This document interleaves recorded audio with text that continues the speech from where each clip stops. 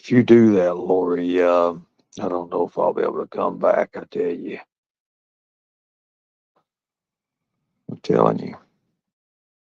If he went to Tina's house, I don't think he would make it home to tell the story. Put one in the chat. If you guys can hear me, put one in the chat.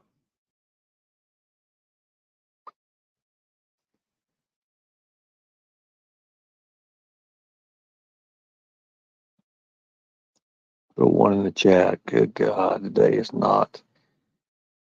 Yeah, I know, but today's not a. I don't know. It's kind of weird. It's very weird, as a matter of fact. Good morning, everyone. Good morning. Now, have we been live for? I mean, did I get to do? I can't. I don't know. I don't. I'm still confused. I don't know. Thank you. I appreciate that. Thank you so much. Wow.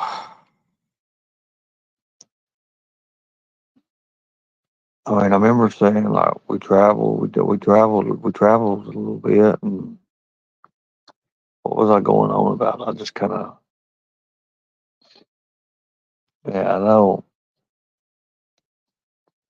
I fell out. Yeah, I just kind of passed right back out.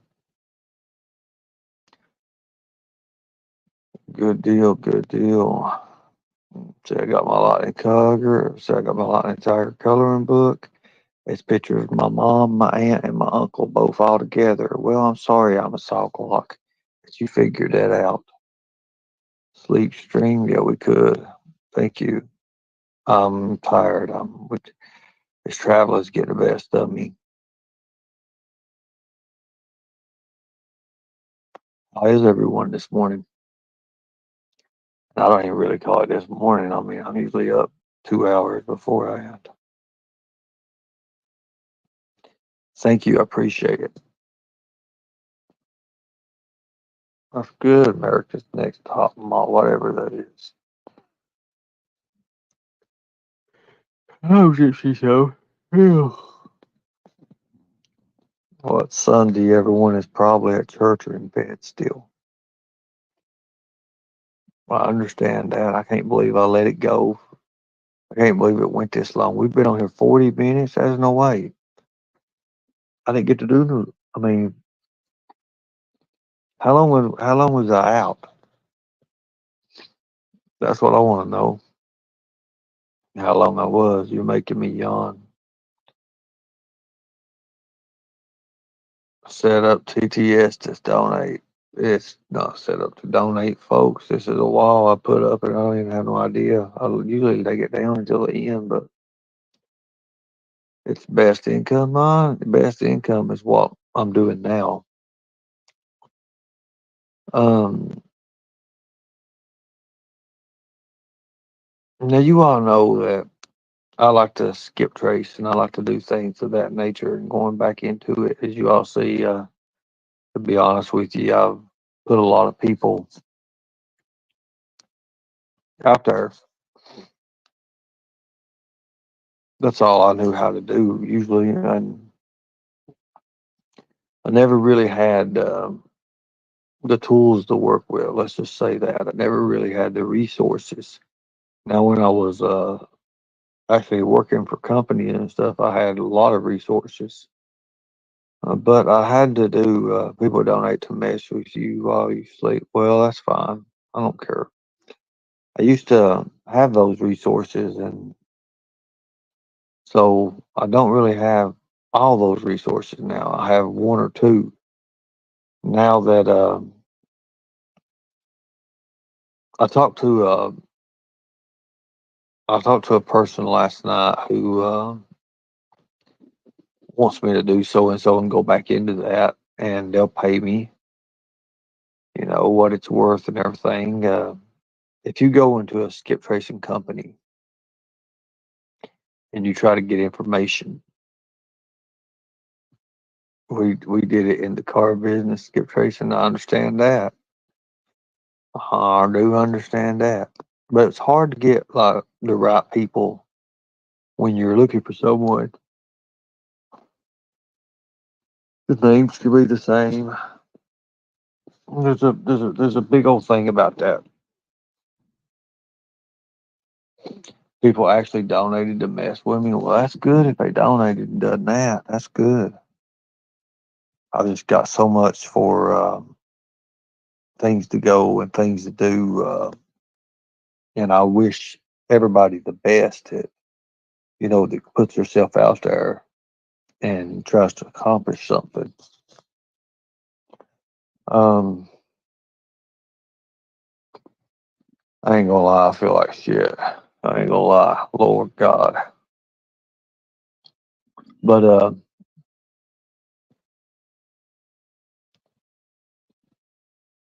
the main thing, barking dogs, alarm systems, and such, well, that's good. So your main places that people go to look, it's been verified.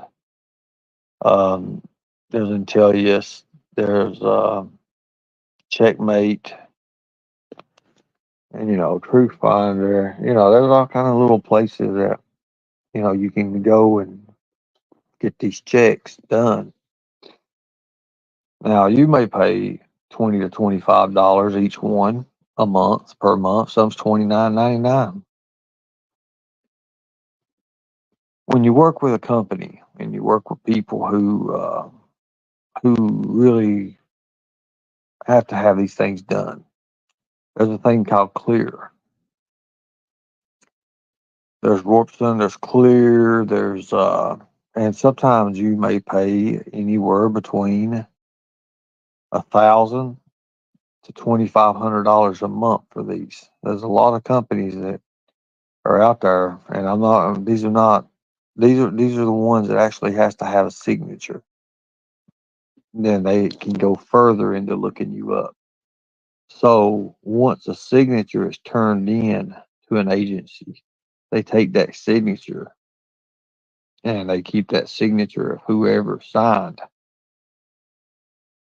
So when they keep that signature, they're able to run what we call a CRA instead of FCRA. FCRA is a device that's used like being verified, Intel, yes, and them few right there.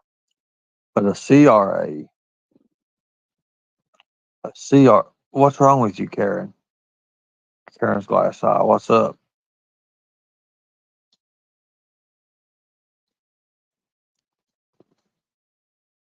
What's going on? So when you get that, you always have a signature to go with it on who you're looking up. You can do a lot with that. A lot of feds use those. As a matter of fact, when they don't have clear and access to Rorpson, you can do that because that's a CRA. You already have everything. You have their signature. You have the right to look everything about them up. Exactly, exactly. So what a lot of people do, a lot of skip tracers do, they have the company that they're assigned to or they're contracted with. They have them pay for the subscriptions. Exactly, exactly, and the apps and all that. So they're not really out of pocket. And then they charge them per person they run. So they'll say, we'll run 10, but we'll do it for $15 each.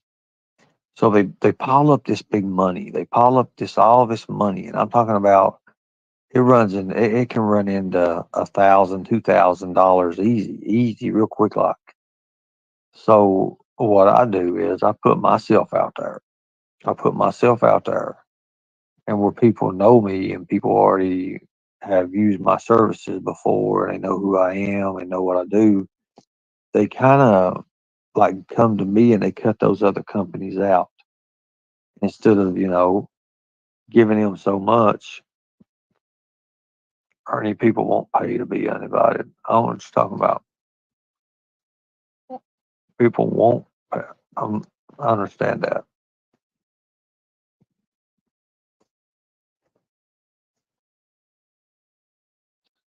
So during that time, I'll do it for a flat fee. Like I'll get to use all the services and the resources and of the FCRA, SCRA, or whatever, and they'll put me on, as like a contractor with them. I also get to use those names in the files for the CRAs. So I'll be able to look people up even more and be very, very legit with it. So it can run into a lot of money. It can run into a lot of money, but I'm glad. I'm glad that it happened. I'm glad that I got to talk to these people and use these technologies that I get to use. Now, I've got other things that I want to do as well. I got other things I'm going to do as well. I've been invited to some parties. I've been invited to some banquets and get togethers. And I kind of want to get back out there and just be human again. Just be human again. When you're in my shape, it's kind of a hard thing. It's really, really hard. Um, the gathering the generators, yes, that would be something I would do. Um, you take $4 or $5,000 and then run into, some generators, and I know they're high, but you can get the ones that's 4,000 watts, and you can run a lot on it. You can run a lot on 4,000 watts. And for $350 a piece, what they do is when they have these disasters and stuff, well, they're dirty. They're dirty people, and they charge out the ass for it. And these people ain't got no, which I would never do that. I would never do that. As a matter of fact, I'd probably give a few away. I'd give a couple away. Um, because it's going to come back for you instead of against you. Now with the cigarettes and stuff, if y'all want to kill yourself up with cigarettes, I think they singing the song that all right. So, oh yeah, for sure. Well, you have to get, the gasoline ones, of course, and the ones that run off natural fuel. Thank you. So I know a lot of people. Well, I know a guy who actually does that, and I would never do that. I would never do that to the people. But if I had to run to the north to pick them up, I would probably charge a little bit more if I had to. But like I said, it just depends on the services and what happened. I know one thing: you'd have to rent a trailer unless you have one. But anyways, let's go. Let's go past that. You know, things of that nature are starting to see. I'm from Harlan. This guy is a bump. What is that? The bump. I don't think you're from Harlan. As a matter of fact, I think you're lying. No, you aren't. Stop lying on us, mods. Look, I've got everything, guys. I can pull the computer up. I can see who's been blocked and who's not been blocked. Simple as that.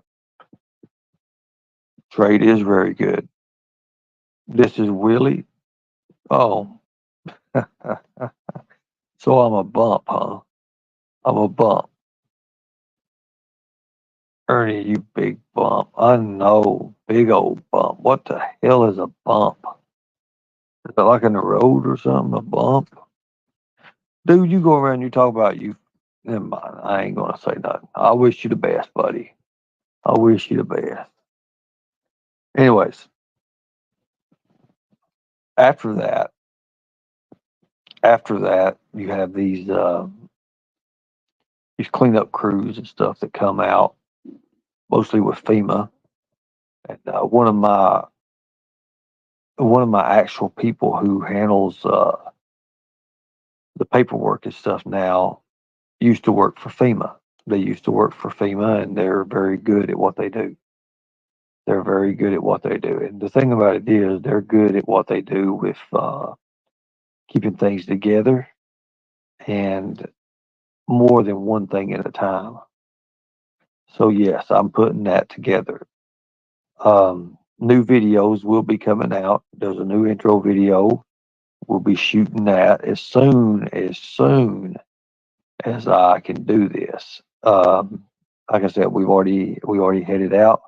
We're at the first stop already, and I hope that it's gonna be worthwhile. No, they won't. No, they won't. No, they won't. They spank your mama before they'd ever touch me. Seriously. But anyways, you don't know what you're talking about, little Willie. That's what they call you, little Willie. I like that. At least you could have come up with a name like Free Willie, but little Willie just good for you. Go back to Brad's, man. You do better over there, bro. Trust me. He probably needs a co-host anyways. The money will be there. The money will be there. But my people, I want smart people with me. I don't want no dumbasses. I don't want no dumbasses. I put together a great team. I really did. I put together a great team, and I intend on making it even more. I've already been reaching out to people who own companies, and I want people to see that. So, therefore, this channel will change. It will be built up. It will be built back up. It'll be more professional. These other creators are not going to be mentioned by name. Okay. They're not going to be mentioned by name. If you want to be part of it, you be a part of it. Because I know what's coming around the corner. I already know. Seriously. You're not little no more, whore. Well, you look little. I mean, I just don't know. It's okay. It's okay to be called Little Willie. It's okay. It's okay. I mean, you still got your people and you got your places and you got Brad over there. You'll be all right, bro. You'll be all right, man. I promise. It's okay. I swear it's okay. It's okay to be small. Now, with that being said, I want people who can do things, who can help. I've got my best friend ever. Let's just say this. I'm probably gonna get in trouble. My best friend, my best friend. We talked every night for a year, like literally, and we share everything with each other, literally. Now, she is a wonderful person. I don't know how it came about. She was one of my worst enemies, and she turned to my best friend. Now, with that being said, and I'm not giving no more information out, she has been through so much, but I'm telling you, she's one of my greatest assets for skip tracing. She knows. She knows what she's doing. But it's hard sometimes to reach out to her and because she's got a life of her own. She's got her life of her own. That's why you won't never come back to Harlan because you're a fucking rat. No, it's because I fucked your mama and that's that. Now, anyways, I'll pardon my French, because I want to get out of that. I want to get out of that. It aggravates me. It aggravates me doing that. I'm used to the comedy shit. And if I'm going to do this, I got to be more serious. I got to be more serious. Um, Brian, he's a future recovery agent. And yes, I will get up with Troy. I will get up with Troy here soon.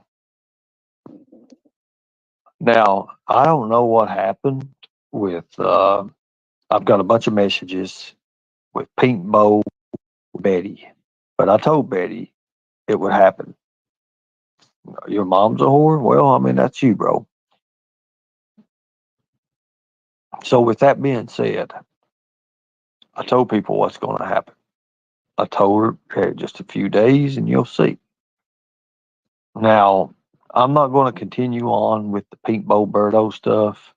Every time I mention it, every time I try to say anything about it, I literally get the fifth degree, and I'm not even go there. I do want to thank the people for the Escalade that was bought and purchased. I appreciate that. Thank you so much. Sometimes when coming to the end of the year and tax seasons, these big companies, if they've they give to charities and they give to people of need. I do appreciate everybody who helped with that.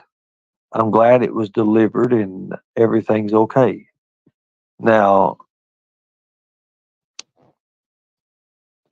I appreciate that. Thank you so much. I appreciate you so much. So, what happened is when I travel, I usually take the bus, to be honest with you. I like the bus. I like to go by the bus. But sometimes I get to travel by truck, and sometimes I get to travel, by friends and stuff, by friends.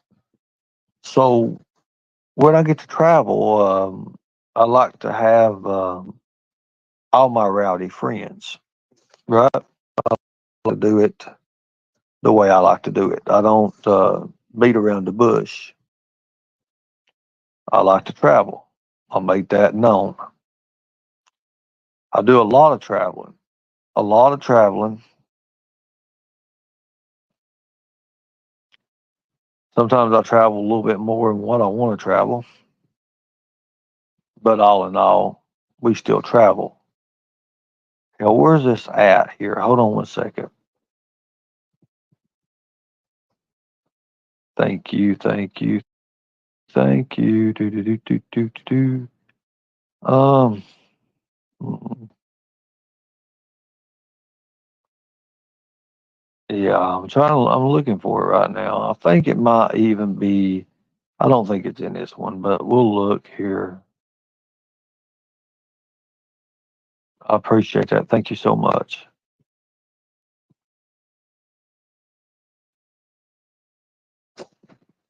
I knew it wasn't here. Put a one in the chat if you can still hear me. I'm making sure everything's good to go here.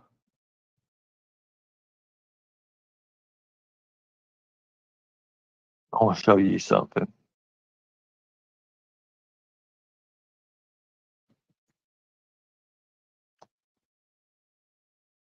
Fun, right?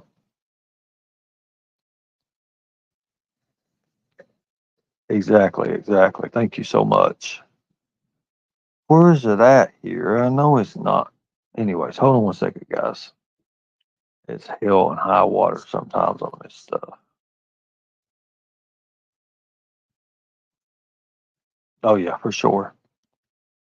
I need to clean some of this out. I've got too many photos and stuff that I really don't need. I got too many screenshots that really don't make any damn sense that people send me. But I do appreciate it because you never know what someone may be sending. Oh yeah, for sure. Thank you so much.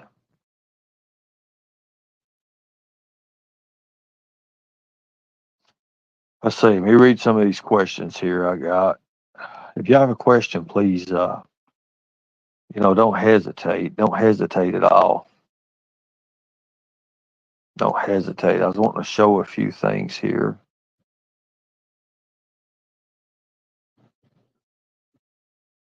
How come my new photos that I just took like literally 3 days ago was 2 days ago is not here? I just don't understand it. I know I shared. That's my problem. I do a lot of video footage and stuff, and it's a weird little deal. It's a weird thing. I'll just be honest with you. I'm always into something, and Just make sure you all can hear me.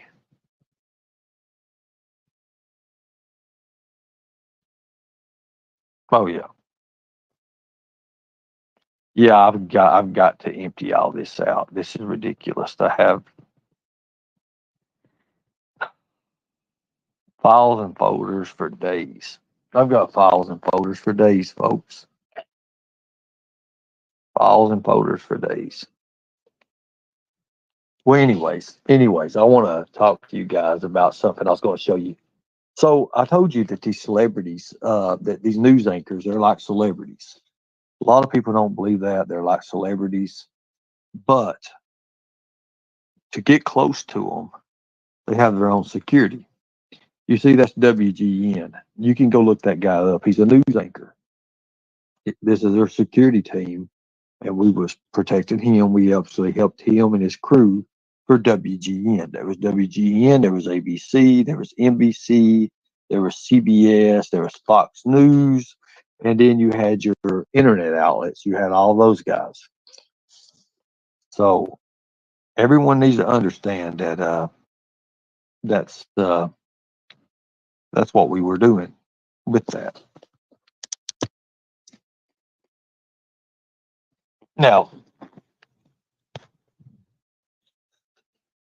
oh my God, I got to get used to this place. Hold on a second.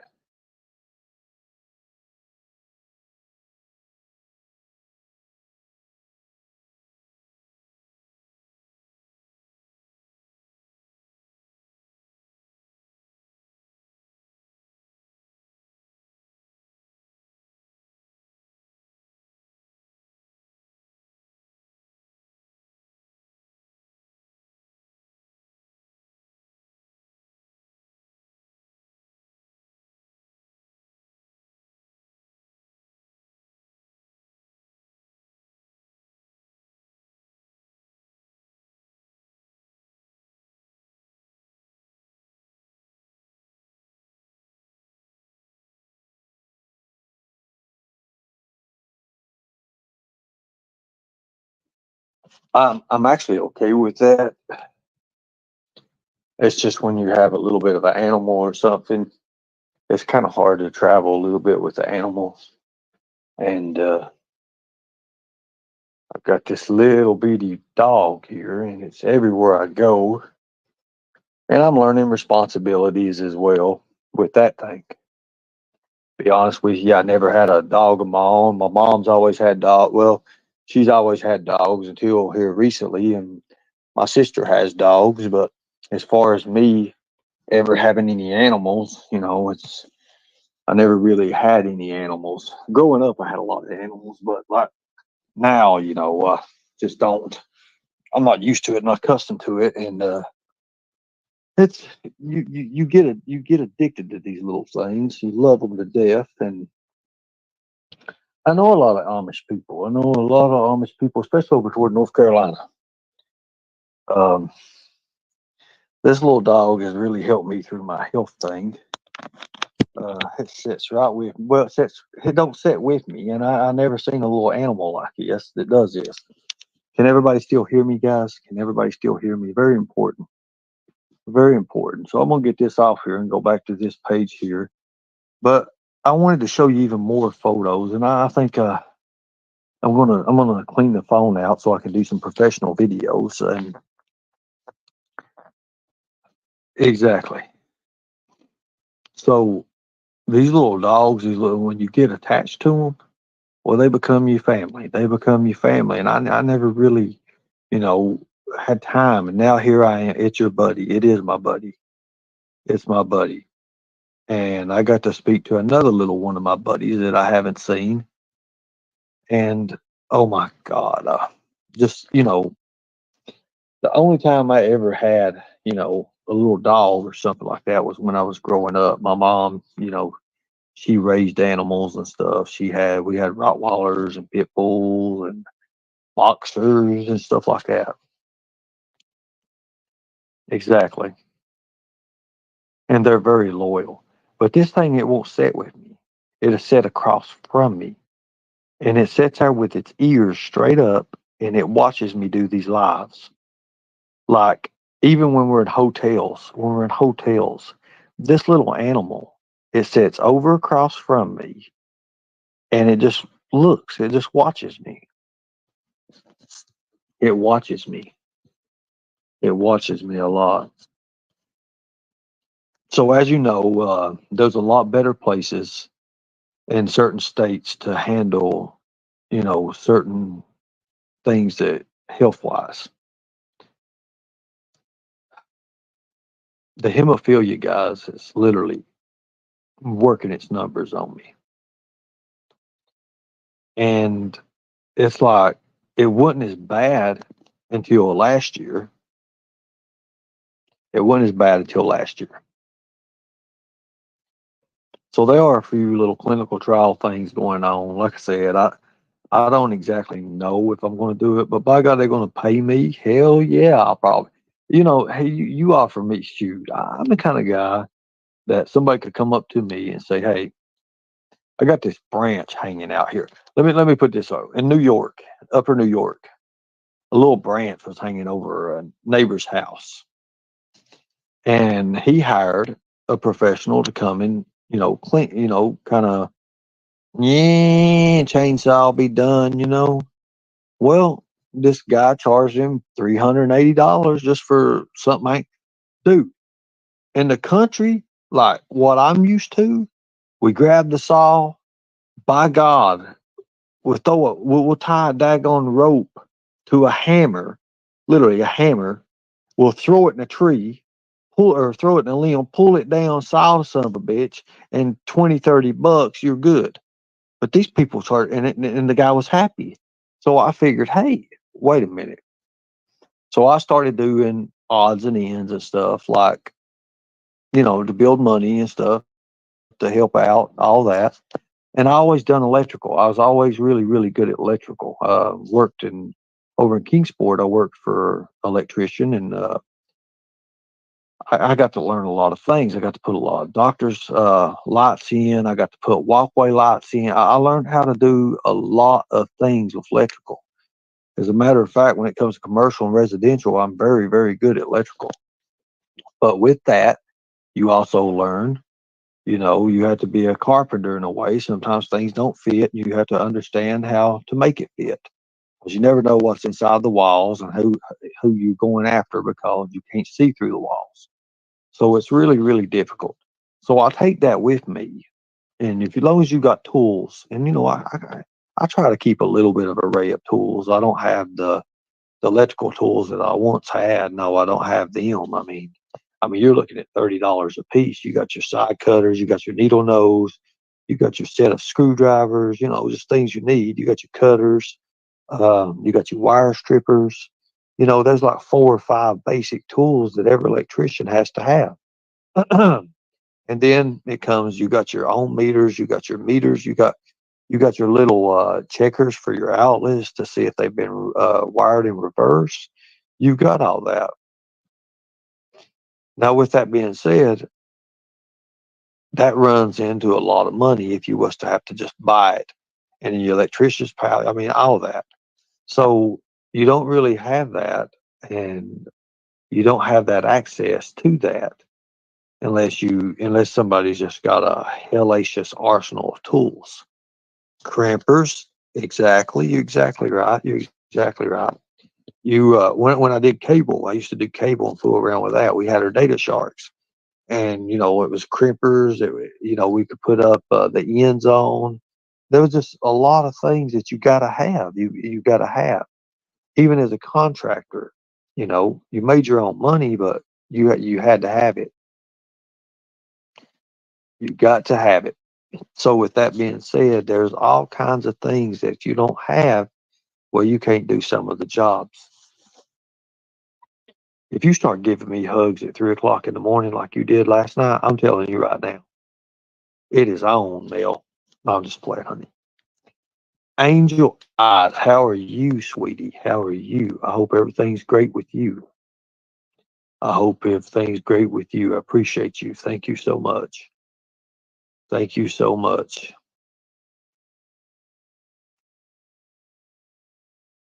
Dude, let me tell you. Has anybody met Willie? Has anybody met Willie? Has anybody ever had a chance to meet Willie? Anybody know who Willie is? I don't think anybody's ever met Willie. But I'll tell you what we'll do. Willie, I'll tell you what, you're going to be a star of the show today. There's a link.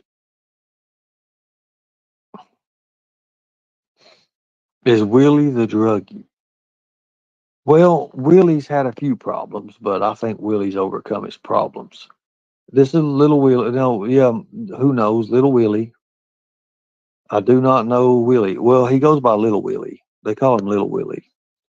The link's in the chat, Willie, if you want to come up. I'll actually move this that way people can see who you are. You can tell them about yourself, and you can tell them about your channel. Well, I guess you're going to promote.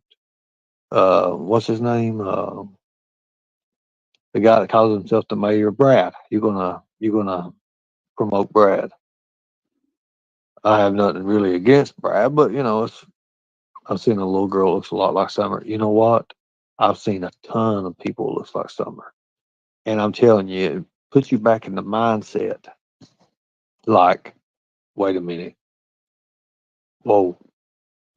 And to be honest with you, if you don't have that eye to stop, because everybody's doing something. Is Little Willie 303? No, I think Little Willie actually has teeth. I think Little Willie has teeth. The link's in the chat, Little Willie.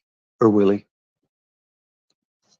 No, 303 don't have no teeth. There's a difference between 303 and Little Willie. I tell you, we have all kind of characters out here now. We have a bird. We do have a bird. We have a birdo, a pink bow birdo, but we all know the deal with that. We have a Betty. I mean, there is a ton of different things. We have a BK. We used to have a rap, and we have a cunt. Literally, he likes to be referred as a cunt. So we have all these, and then we have a pedo on the other side over there. I think it's a crazy combination. Tell you the truth, I don't want to be a part of this. I really don't want to be a part of this community. I'm getting the hell out of here. We're packing up. We're leaving, guys, and you guys are coming with us because you guys have actual sense. The birds are literally cuckoo. Every damn bird I've ever heard of.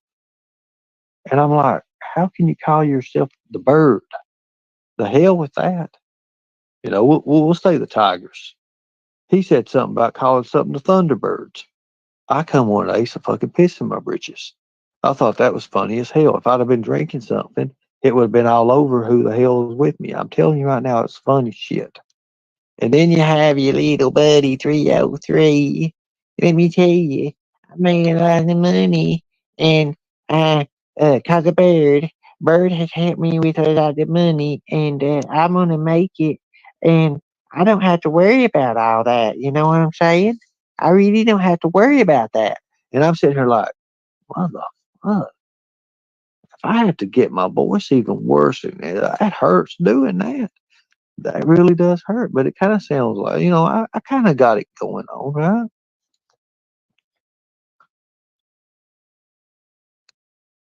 Look, I'm not spoke to X Factor, and I refer to Karen as X Factor from YouTube purposes ever since I kind of snapped on that person, and I don't know, it was just kind of and sometimes I do that, and I don't mean to be that person. I really don't, folks.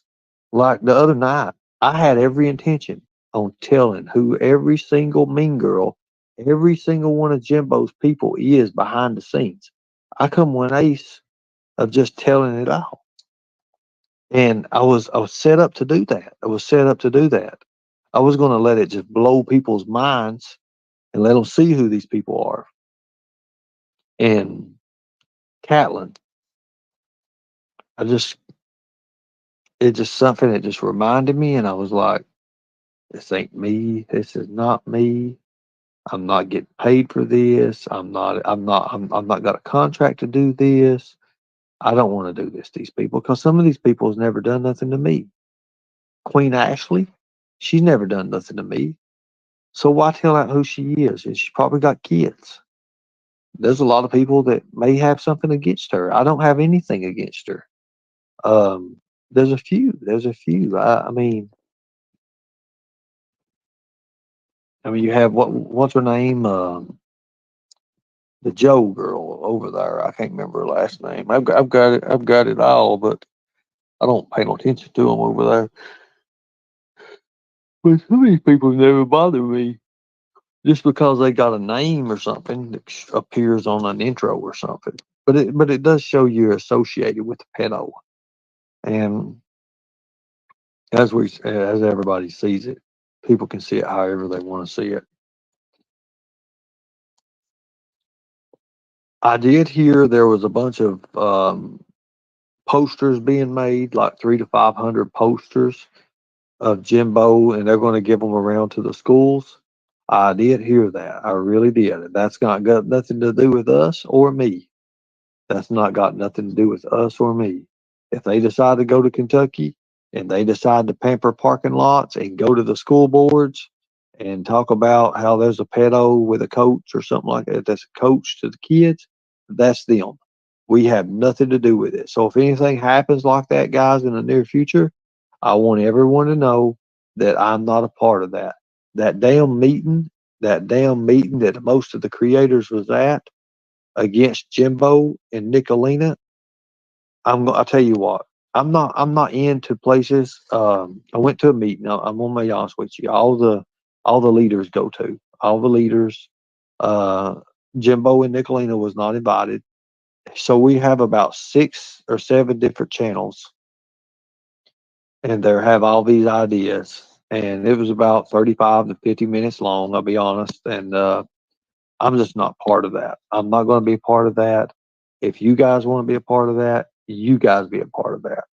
Um, I was thinking to myself, I'm like, it's too risky. It's putting too much out there, and I'm not doing it. No matter how much I hate Jimbo and don't like Jimbo or Nicolina, that's not my way of doing things. I think, and it's going to work. It's going to tear them all to hell. But I think that there's better ways to do things. And for this, I'm done. Yeah, you can ask me questions if you want to about electrical stuff, especially like residential and commercial. Yeah, I'm pretty damn good. I'm pretty damn good at electrical. Yep, exactly. I promise. I'm pretty damn good at that shit. Thank you so much. Whew. So here's the thing. Here's the thing, guys. Look up Kenneth. Why would I look him up for? Who is Kenneth James Bly? Is that something to do with Candace Bly right now? Are you doing all right, Ernie? You've been really busy, not sleeping well. Good rest is very essential, and I do appreciate that. And I have been resting. I've rested. Thank you. That's something. I mean, guys, I've not been in the Summer Wells community in a while. To step back in that right now, God bless. We'd be viral, guys. It would go so crazy, people would lose their freaking minds. Benny Keys would break his promise about being on the internet just to stop everything. Fact, if we did that, Don Wells would freaking flip the hell out. But I'm not that person right now. Now, later on, I may be. But the fact of the matter is, guys, I've already told you what's going on with Candace. I told you what you need to know. I told you all when it came to Summer Wells, the picture is painted perfectly with the interview with Don Wells. There's nothing else. I have all the hope in the world and prayers and all that Summer's going to be found. But I'm telling you right now, I'm telling you, I don't think it's going to happen. Let's just say that. I've told you that. That's an evil, evil bunch of people. Just say that.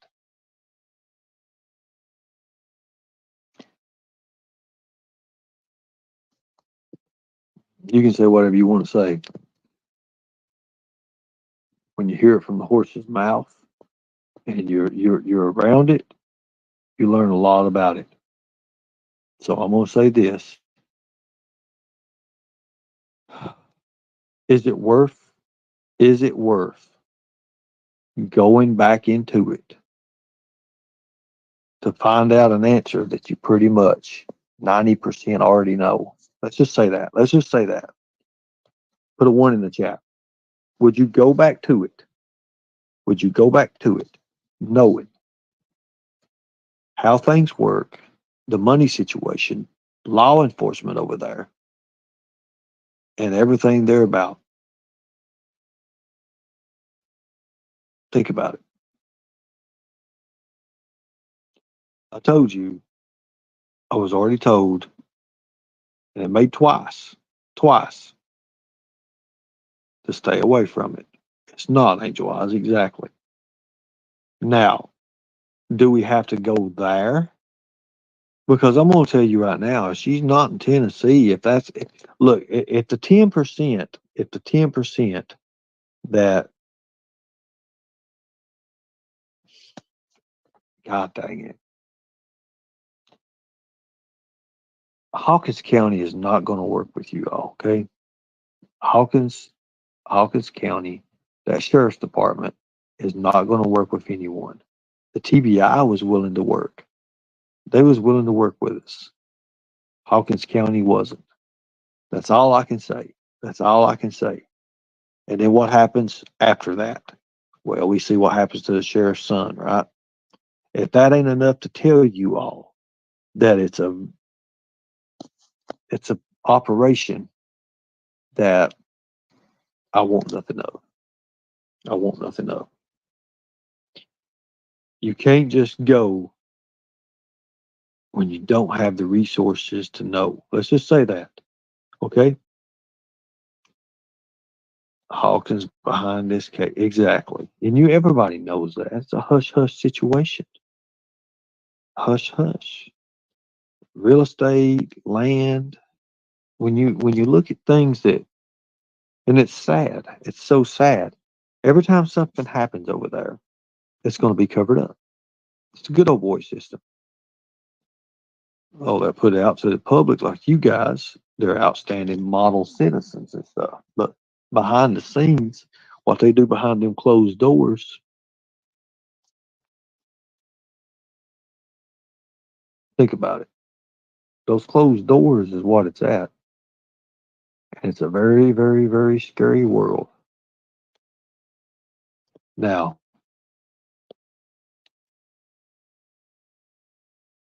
you would have more of a chance of finding a little Mikey in Summer Wells. You know what sad is? Not everybody jumped on little Mikey, right? They didn't jump on that case. But Summer Wells had it all. She had more publicity than any other child that went missing, right? Y'all agree with that, right? And that whole year, more publicity any other child that went missing. There were some little kids that went missing and they didn't get no publicity. Why? Why? I'll tell you why. I'll tell you why.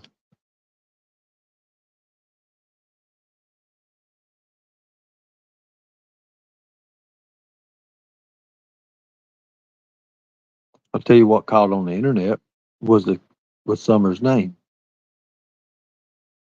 That summer moon, that Utah Wells, I'm telling you, it picked up on the algorithms and it skyrocketed. Anybody can name Summer's name and all this and put it in their titles, and next thing you know, boom, boom, boom, boom, boom. Hell, you still see some fucked up creators putting that little child's name, even though their show nothing about Summer Wells, but they'll use that. They'll use that little draw, Summer Moon, Utah Wells, exactly, exactly. They'll use that little draw just to pull what little they can extra, because you know what? They're monetized. They're monetized. You have creators out here have thousands of people in chat, 1,000, 2,000 at a time, and they don't know their ass in the hole in the ground, especially about doing what we called the field interviews. You never see them do anything.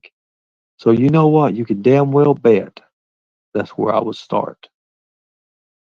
You see, they'll tell regular country boys stuff that they'd never tell law enforcement, and it's right in front of law enforcement's eyes. But you got that badge, they know you.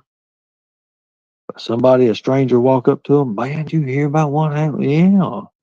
Oh, hell. Right? I tell you everything they fucking know. I tell you about their grandma, the grandpa, the sweet tea they make. They'll tell you everything. Hell, they'll invite you in. You see, it goes to show you these missing kids that go missing. Uh, thank you. I'm actually working on I'm working on some stuff right now, and right now I have to travel. I've got some medical issues I need to take care of. So after that's over, yes, indeed, yes. I'm gaining my weight back. I'm doing good. To the person who ended up, I don't know how it happened, but some person actually bought four cases of that muscle milk. And, you know, a lot of people's like, oh, are you doing just the muscle milk and stuff? No, I'm taking herbs. I'm turning into a horse, literally. Um, and I'm talking about medications for horses. I'm taking stuff like that, and I'm taking herbs, and I feel amazing. I actually feel a lot better before I was even sick. But there are times now that my body will not work, and to be honest with you, the worst thing that I've got is not affecting me as bad as the hemophilia. The hemophilia is killing me, literally. The hemophilia in my joints and my knees and my arms is really what's doing it. Um, Passing through the historical Ernie Facebook, it should. It should. I remember who you are. I remember you. What you doing? You got another fake ass profile, man. Come on. Be original. It wasn't Ernie Shell Shorts before. It was something else. You need to come up with that name. That was a better name for you, dumbass. Anyways, it's just sad. You can just see right through these people. People tell on themselves. I always say that. But everybody has their go-to. Everybody has their go-to. In the morning times, if you have to have coffee at 8:30, 9 o'clock in the morning, or even earlier, if you don't have that coffee, if you don't have that, it throws you off, right? It throws you off. You can't function. You're like, whoa, whoa, whoa, where's my coffee? See, everybody does a repetitious thing and they don't understand it. That repetitious stuff is a pattern. When you develop that pattern, well, that becomes you. It's just like when New York City, everybody's jumping on the subways, everybody's getting off the subways, and every day they do the same damn thing. They run the same rails, they pull the same thing, and no one's got time to stop and realize what's actually in front of them and going on. Don Wells said himself, these hotels. Remember that? I bet Summer's in a hotel right now. Puh. You talking about like the hotels that we took care of and busted? I mean, we could do that. You see, people don't know about all that. You see, what I do and what I've been a part of and stuff and help with, people, a lot of people don't give me credit. People, and I don't want credit, but a lot of people don't understand. You know, they only see what's been put out there on Facebook and other social media sites. When you, let me just say this, let me say this. Constance Sue is one of the biggest liars, and she'll put out anything. And she'll sit there and she goes with her mind. I think her mind's wrong. I think she needs to get checked. I think she needs an evaluation. I really do. Why you stop talking about Summer and Eli BK? Look, fact of the matter is there's too many gotcha moments in that. There's too many ways that you could go from that. Summer Wales, Little Mikey. Think about it, folks. Benny Keys made thousands and thousands and thousands of dollars off tragedies of children. But you know, everybody will go on his panel. He'll have 400 people in there, and he'll be gang, gang, cash app, gang, gang. Think about it, people. He made $30,000 off me or more, and they talked about it. The dumbasses talked about it, and they was recorded talking about it. And then they played it, and then the person played it to me. Benny Keys, Benny Keys is not worth the air that he breathes. Fact. Anybody who can exploit a child and turn it in to what he turned it into.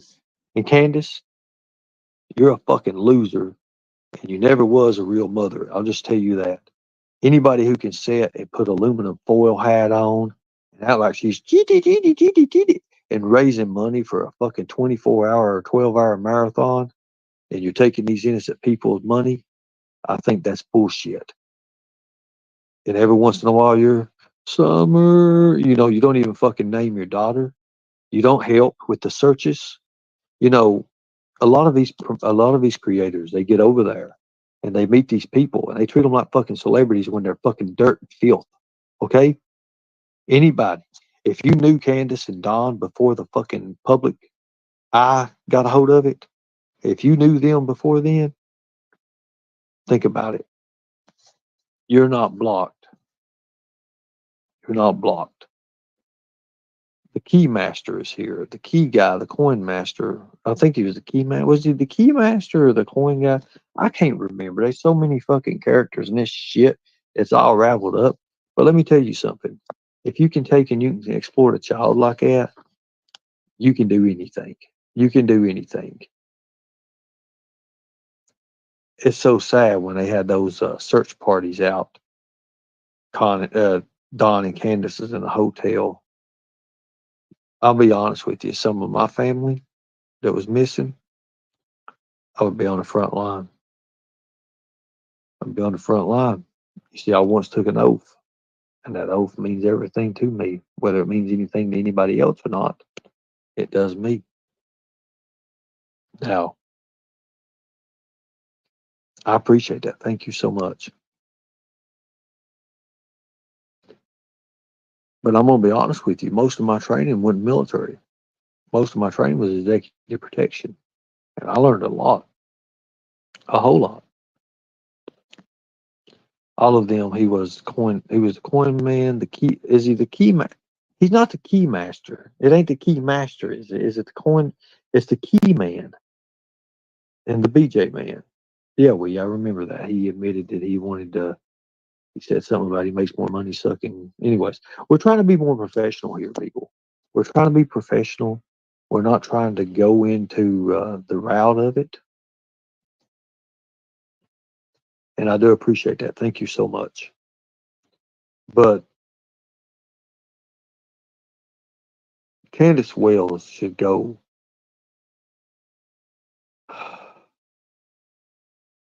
tell what she knows. I was going to say that. And they should put Candace and Dawn in a separate room. I'm going to be honest with you. If Dr. Phil would have interviewed them in a separate state of manner, in a different way, think about it.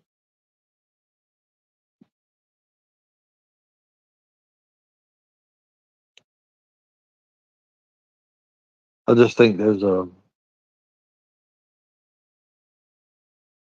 more to it. Let's just say that. You see, you always led astray by Cher right in the beginning. I think Cher should have went to jail. I think Cher should have went to jail. Don't you? Put a one in chat if you think Cher should be in jail for what she done. She led everybody astray. Everybody astray. Y'all remember that? She did it to protect Don Wells, folks. She did it to protect Don Wells.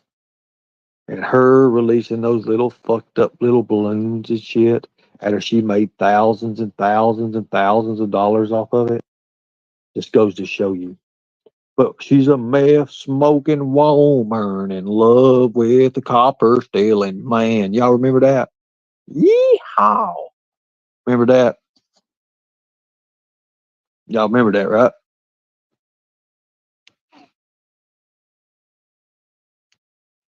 Sure did run to Canada to get out of the way. I am taking it easy. I am taking it easy. If you can't put it together, that's you. Sure needs to be in jail.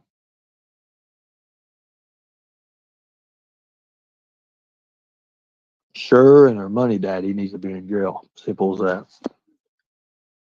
You know exactly what happened. Tell me what happened. Tell me about it. I'll tell you what I'll do. You tell me about it. I'll give you a link and you tell me about what you know. Tell me about it. Go tell me about it. Here you go. You got the link. Come on up. You can tell us all about it. I'd like to hear your side. No, nothing mean or nothing. Just come up. Come up. Open panel. Open panel. You tell me about it. What you think. Tell me about what you think. Keep dragging. They do. They keep dragging it on. Exactly. Now you see why I don't really want to get back into it. I'm not getting back into it. I'm telling you what I know. I'm telling you what I can show. Simple as that. You're exactly right. You are right. They just want to drag it on. Because as long as she's not found, the money continues.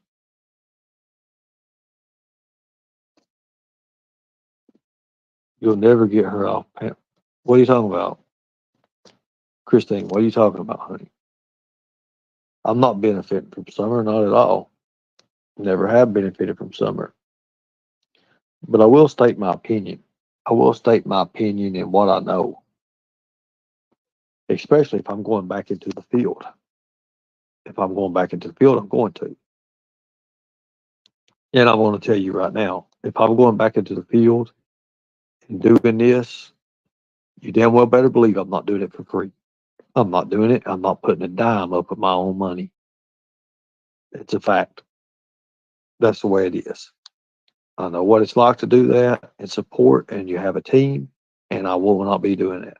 I will not do that to myself, and I will not put myself and my team through that. I will not exploit a child. I will not exploit a child. But if we can help and we can benefit some way, there's a difference. Summer Wells is not my cash cow. Can we go ahead and give this person a timeout for 10 minutes? Timeout for 10 minutes. Thank you. They're fake anyways. I gave them a chance to come up. Just don't block them. Just time them out. You are the one that brought Summer up, not me. Thank you, Mr. A. You cracked me up. It's too damn early. I'm telling you. Yes, it is. But you cracked me up. You really cracked me up.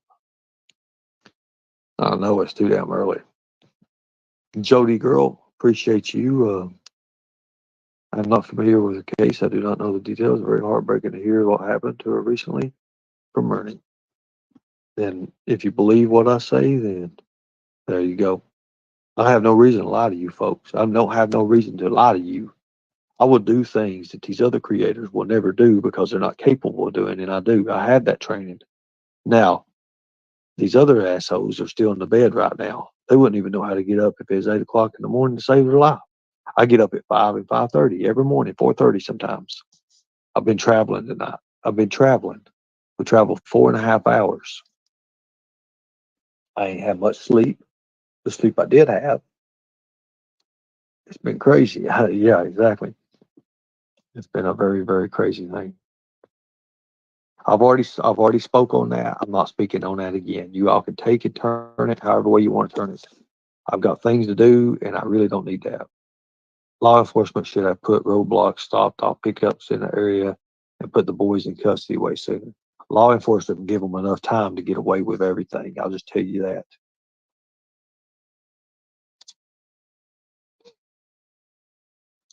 Grubby Goat, we don't agree with each other, but I'm gonna tell you, law enforcement gave it enough time to get away. Let's just say that. Everything was already done. It was a controlled situation, and it is what it is. If it'd been one of mine, I'd have put a couple bullets in a few people's heads. Simple as that. And I've done it for entertainment purposes only, but it's my opinion, and that's what I would have done. Simple. That's just me. I would have made them tell me what happened. They would have. They would have. If they took a walk with their maker. That's the way I am. It's the way I always have been. It's the way I'm trained to be.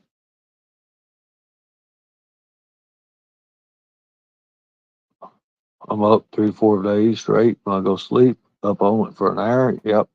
It's hard sometimes to sleep. It's hard sometimes to sleep. Some of the meds I take, it took a while. I was restless. I couldn't sleep. I was up. I was alert. It was just different. It kind of affected me a lot. But now I'm starting to learn to cope with it. Having a corrupt sheriff on a case never does. It never does help. It can't help. It can't help. Hello, hillbilly man. Hey, how you doing? I hope everything's well. I've seen Markella's in the chats on other panels and channels, and she's making herself well known. She's a fake ass person. She's a fake person. It's set up. She's a plant. She was a plant from the get go. Plant from the get go. That's what they do. They send people over messages and messenger. I'm talking to a few right now. They don't even know that I know. But by God, I know. I'll act casual, and it is what it is.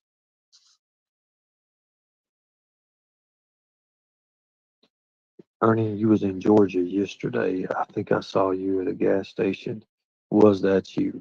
I was in Georgia. I was in Georgia. I sure was. And if you're talking, let me ask you a question.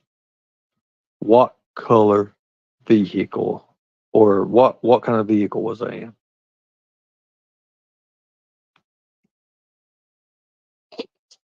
That right there gives it away. Because I'm telling you, we did.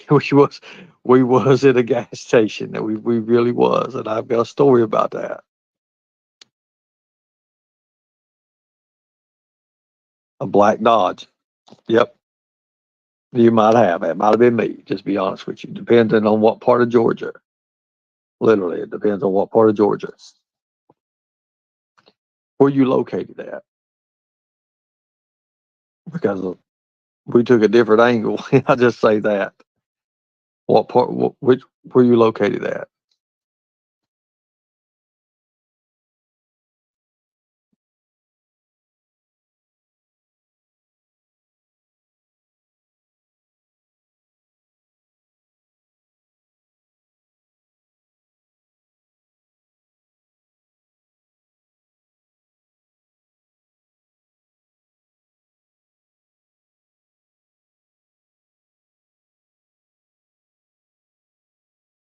Just tell you this. It was South Georgia on Florida line, pretty much. Yeah, yeah, pretty much. Yeah, I know what you're talking about. Yes, it was probably us. To be honest with you, it was probably us.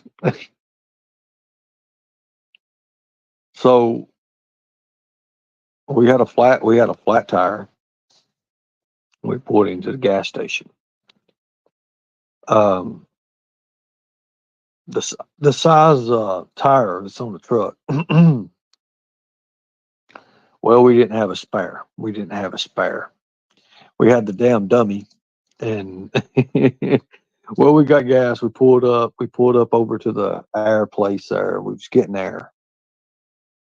we was getting there, and I noticed, I was like, it's pitch fucking black, literally.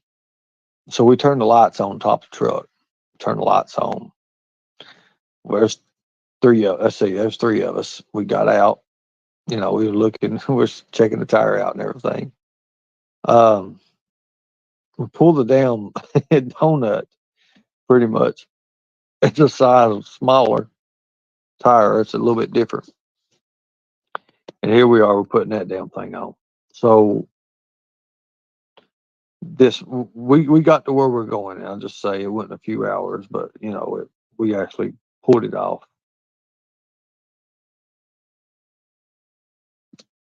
Try sitting up, not lying down during the day. It may help. I appreciate that. Thank you. Um, Actually, been sitting up a lot, but now, I mean, I'm in a little different area where I'm at. We ain't where we need to be at.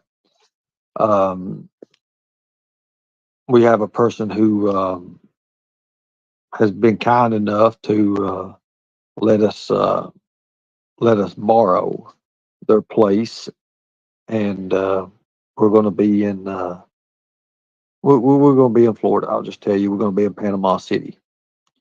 So, oh yeah, I just said it. I just said it. They have a nice little place. It's actually close to the beach. I get to I get to actually get me a tan and match my face with my body. So that's going to be good, right? That's going to be good.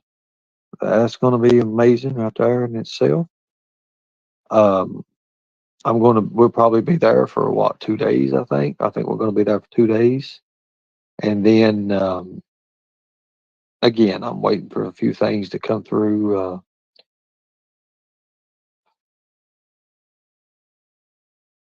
When I say, guys, I've got the greatest doctor in the world on this, I mean that with all my heart. I mean that with all my heart. Um, well, I think it's going to be hellacious. I'm telling you, I don't know if I can stand the sun. I mean, I'll tell you right now, we're 2.5 hours literally. Well, not even that. We're probably an hour and 15 minutes out where we're going to be at. So we had to get a hotel. We had to get a hotel, and this is probably one of the craziest things I ever had. That's okay. See on Punk, he can drop the mic, and he can drop the pretty much, how he does. So mic skills, I don't want to say mic skills. I mean, this is kind of endurance skills is the way I look at it. I never thought that I could ever be a YouTuber. I never wanted to be a YouTuber.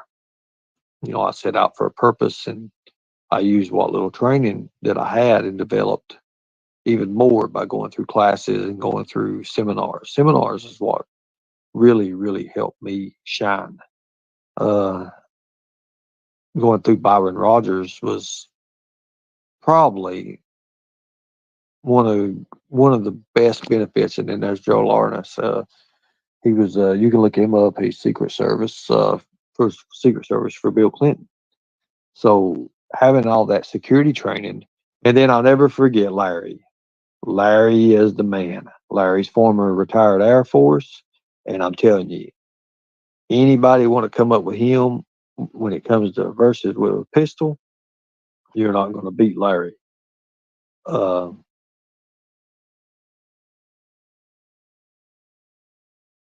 Larry's one of the greatest. Harry does security training still this day in Tennessee and over Kingsport. Yes, exactly. Now, for me, living wise, I'm going to say this. I'm going to say this.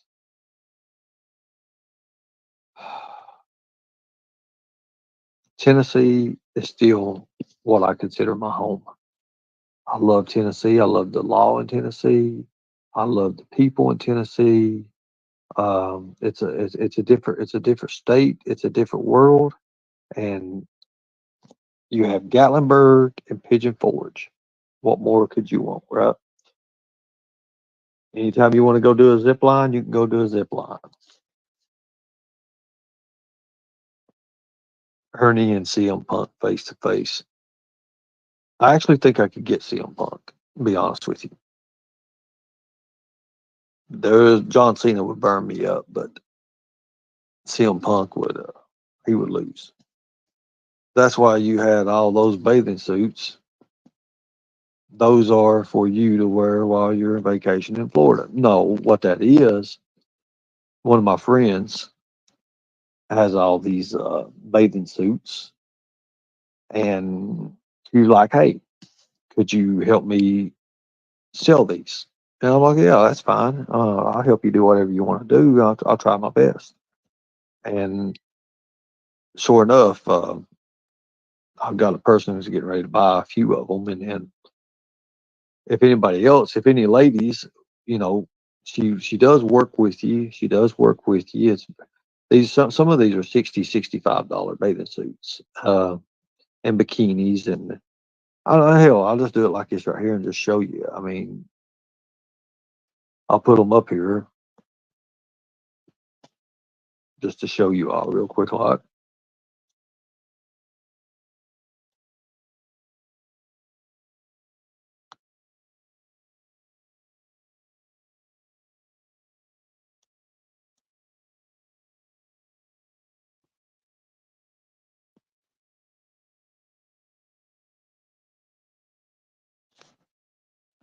And I want to be clear to the people. I've always want to be clear to the people, and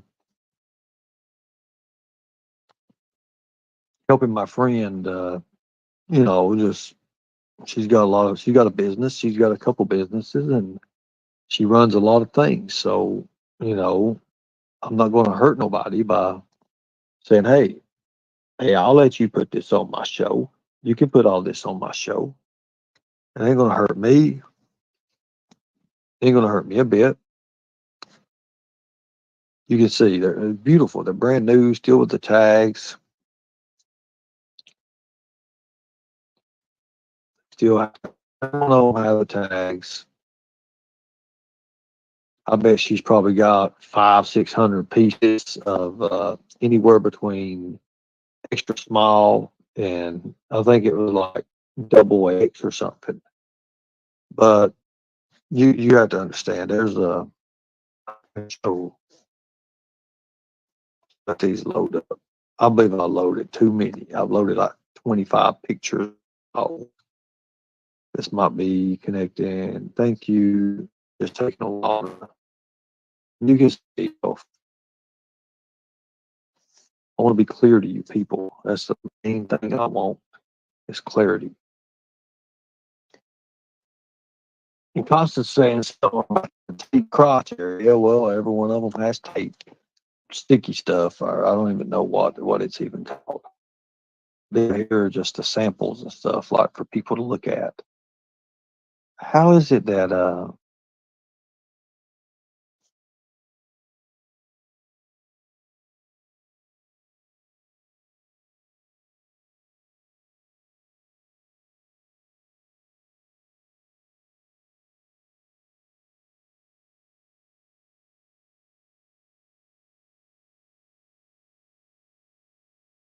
I was going to say the world of vampire people. That's what I'm going to say. And snatching grabs, they're not snatching grabs. They're very very good material. I'll just tell you that.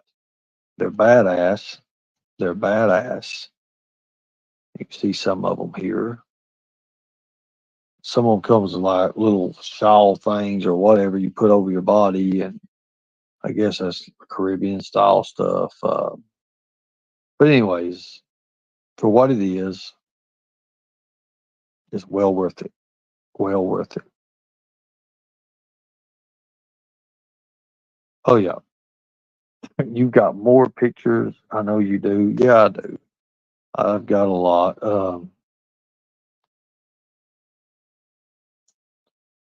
And some of them, some of them's 20, 15, $25 a piece. Some of them's, up to $60 a piece. I guess it just depends on your style. I guess it depends on your style and what you're looking for. I think that's what we're looking at. You see some of them, we can get a little kinky-fied, I guess you'd say. He's got little tassels and stuff on it. Look, I never thought I was going to become someone selling bikinis. I'll just tell you that. I'll tell you that right now. I don't want to be, oh, Lord. I've got, look, I've got plenty of patience. Retail theft, you dummy. How's it retail theft? You're an idiot. Yep, Jody Dillard's has the good stuff. Dillards do have good stuff, but when you go through Dillard's and you go through these sport places and you're trying to get stuff, um, they're expensive. They're expensive, and of course she'll work with you if you buy more than one. If you buy more than one or two or three or something like that, everybody's always working with people. Exactly. Where's Jody girl at? Dillard's bathing suits are starting at 120. Yes, they are. They're very expensive, and the quality of these is what's awesome. The quality of these, the quality of them is what's really, really amazing. StreamYard needs to have a better way to put more photos and more things up and be able to do things instead of having to put 15 pictures up and you have to erase everything just to go back and put everything else up, showing you what I'm talking about there. So let's go back over here and I'll show you something. When I say that there's hundreds of them, like hundreds and hundreds of them, I mean that. I mean that. I mean that. And again, I'm going to show you again. You can see when I say that, I mean there's tons and tons of them straight from factory, stuff like that.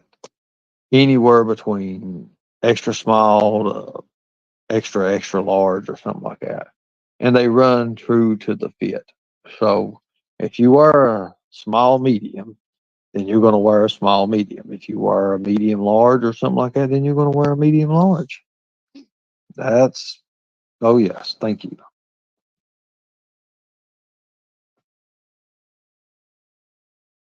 Oh, yeah.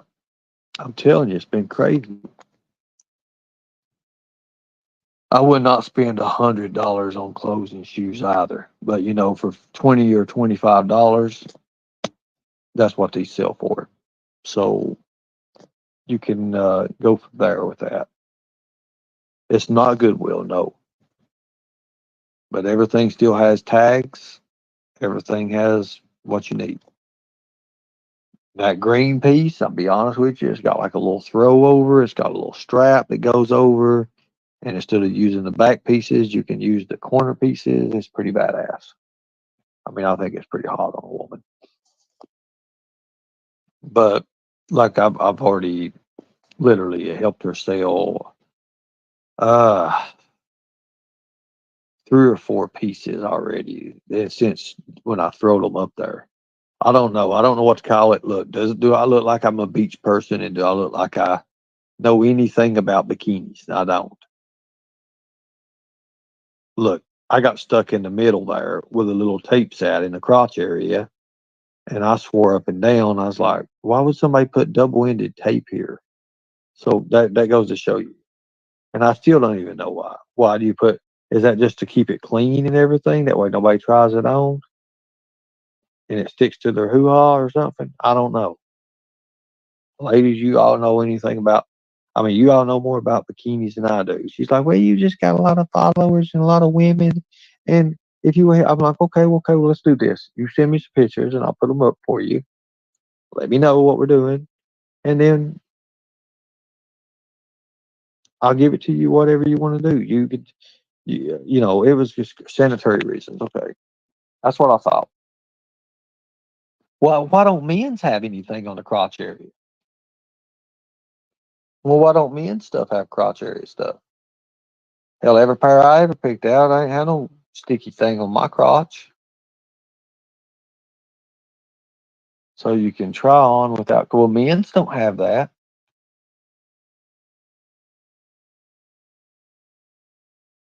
Cooties. Well, they probably are, and men already have the cooties or something. I did think, oh, hush your mouth. Think, Ernie. Why do I have to be the one always thinking about this stuff? Poor quality suits get in the sun, Dale. Yes, you're right. Poor quality will fade. These will not fade. These colors will not fade. They're good. They're good quality. Like some of them, you can see there's $30 price tags on them for one piece. Um, and then you get another piece, and when you're putting, what is that thing? It's just a wraparound or whatever. When you get out of the water, whatever the hell it is, exactly. Like I said, I'm not a bikini seller. I guess I could become one. I mean, I do have phone chargers. Phone chargers will be available after July 4th. After July 4th, everything will be ready for that. And I do have one that I'm working with, and I'm liking it, and damn, I like it. And I do have phone cords for sale. I do have those as well. But right now, I'm checking this out. I'm loving this. I'm loving my ideas. When you got help, everything's good. It's easier when you got help. When you don't have help, you can't do shit. You can't do nothing.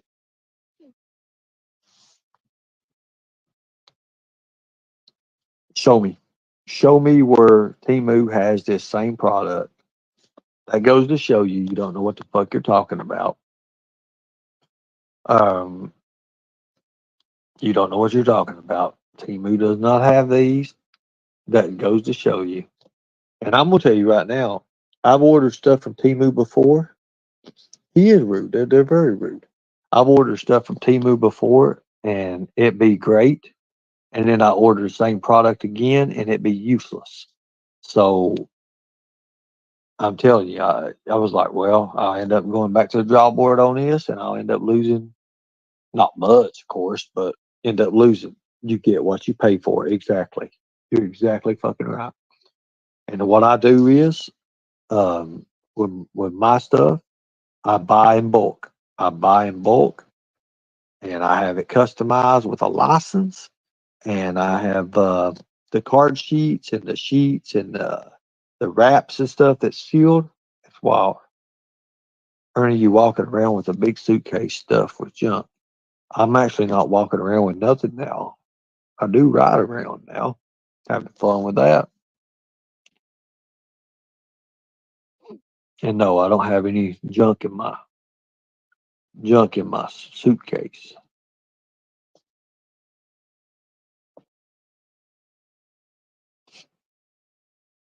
I do have a pair of brand new coveralls by um, what is it called? Carhartt. So they would fit somebody. They're probably a medium large, and they're made for cold weather.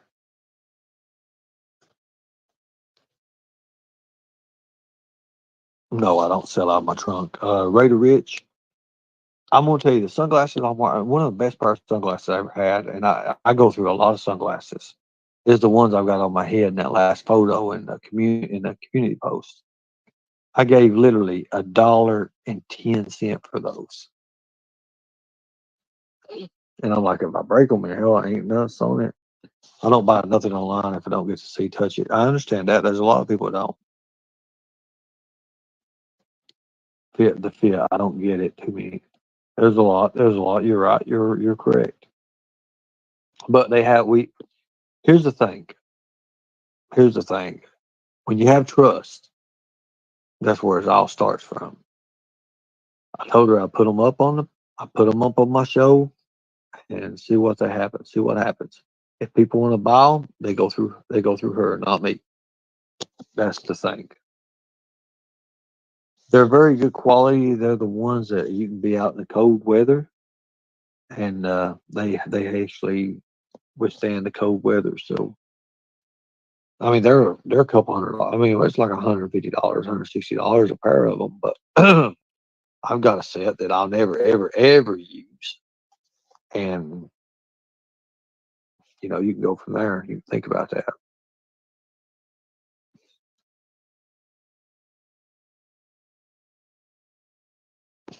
Exactly. Thank you. I appreciate that.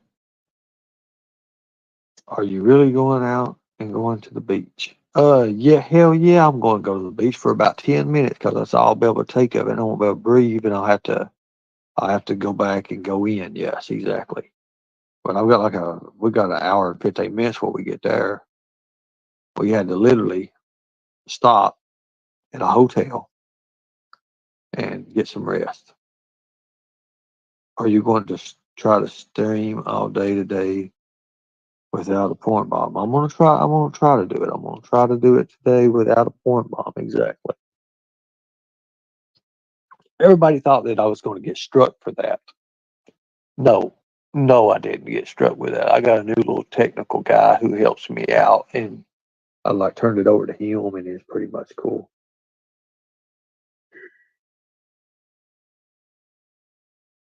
I only wear a Ray-Ban. Well, you can wear a Ray-Ban.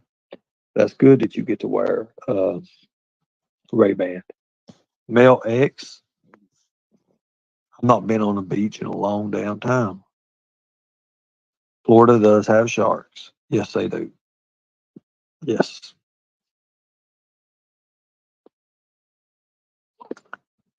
Ernie, how long are you gonna look? Here's the thing. If you guys want to meet up with me somewhere toward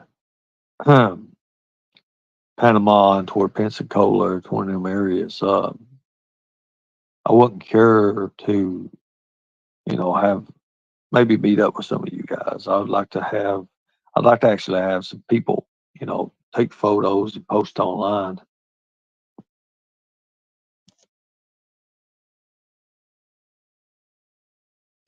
Let's see. Good morning, Ernie. Hope all's well with you. Hey, can I do some commentary on your videos, please, sir? And you're more than welcome to visit when I do it. I have no problem. No problem with you doing anything. You can stream or do whatever you need to do. As a matter of fact, if it helps you and it helps build, you go right ahead.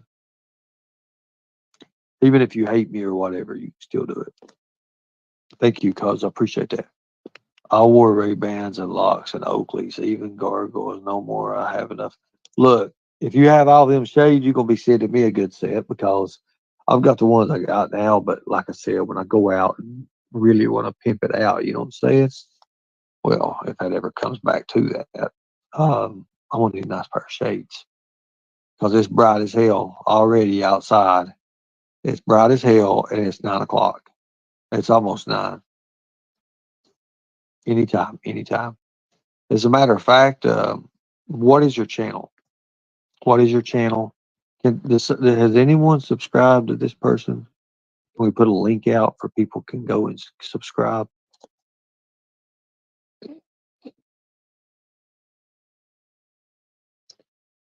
No, I'll watch you. I like some of your content. Well, some of my content's good, guys, and I'm gonna make it even better. I'm gonna make it even better. Um, are you still going to New York City for the helicopter stuff? And will you be filming in New York City? We will be filming in New York City. Yes, we will. We will be filming in New York City. Upcoming after these procedures are done. If everything, Lord heaven has it in His power, that would be great. If it's His will, that'll be great. It's pretty cool. I can show you my phone, and I can show you. I've actually got helicopter pilots that give me awesome, awesome deals and stuff. So it's worth it to have people in contact. Let's see, those sharks can appear in freshwater too. I remember years ago. You talking about the bull shark? Yep.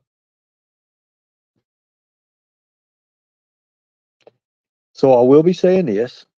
There is a singles thing that's going to be going on in Panama City Beach.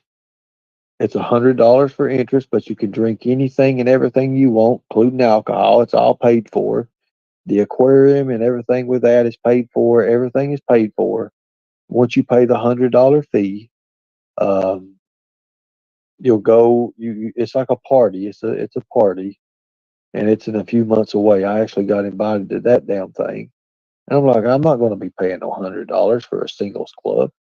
And they're like, well, who said you had to pay? I'm like, okay, look, I'll promote it out there for people. You can give me a percentage, and you can go from there if you want to do that.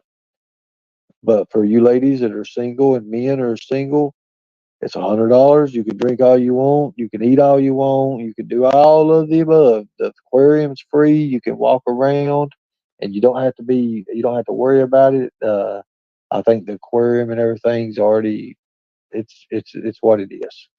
Let's see. You don't need any size. Ernie, you don't need any sizes medium, large, just crackhead, skinny, and welfare extra large, and blue whale size and above. Exactly, exactly. I like the names of those. I'm going to do a lot of videos, as a matter of fact. And guys, if I actually put a no, I'm gonna do some videos and I'll probably get hit for it. But I'm gonna tell you right now, getting on the beach, seeing women, Lord God, I don't know if I can control myself. You want to buy two suits? That's awesome. That's awesome. Which ones you want to buy? Operation Get up with me, Operation Rock 24 at gmail.com, and I'll send you over all the information where you need to pay from there. It's not me, it's somebody else. So I'll go from there. Make sure it's not a gay one. I actually went into one once. I left quickly. uh, Now, let me ask you a question. I'm not familiar with Panama. So does it have like gay beaches and stuff like that, nude beaches? So I don't want to go into that anyways. I think they're only like in certain areas, ain't they? Or something like that. Bear Saudi, that was funny as hell.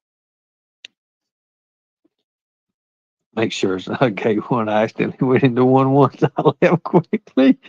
That's pretty damn good. I'm telling you, that's pretty good. That's pretty good. What about the food? Somebody tell me, or do we have any Florida people here? We have any Florida people? What is the food like? It's been a while since I've been in Florida. I'll just say that. Panama is a little different. Help me out there, Jody girl. What you mean by that? Here, do this right here.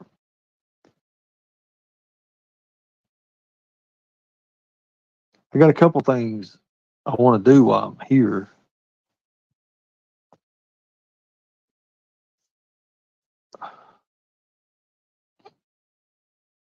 Because right now, I'll tell you right now, I'm an hour and 10 minutes from the beach, literally, and I'm freaking roasted. Like I went out. It's so bright right now. I'm like, whose idea was this? Fresh fish, Gypsy. What did I just say we was doing? God, I bet you're happy. Look, when I got Georgia, well, actually, when I got back to Georgia, holy hell, the sweet tea. Oh my God, I'm telling you,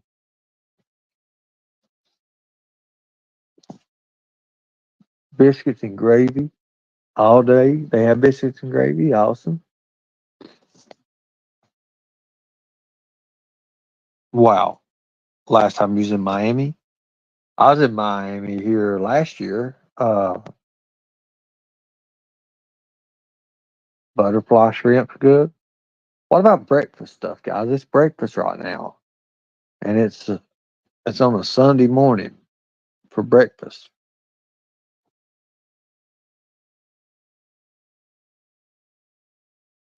What's good for breakfast, guys?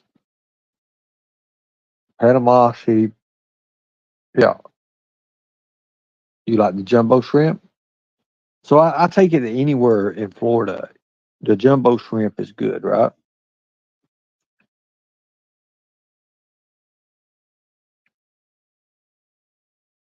Chicken and waffles.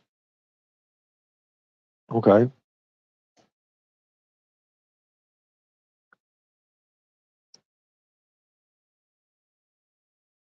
Okay, that's chicken and waffles.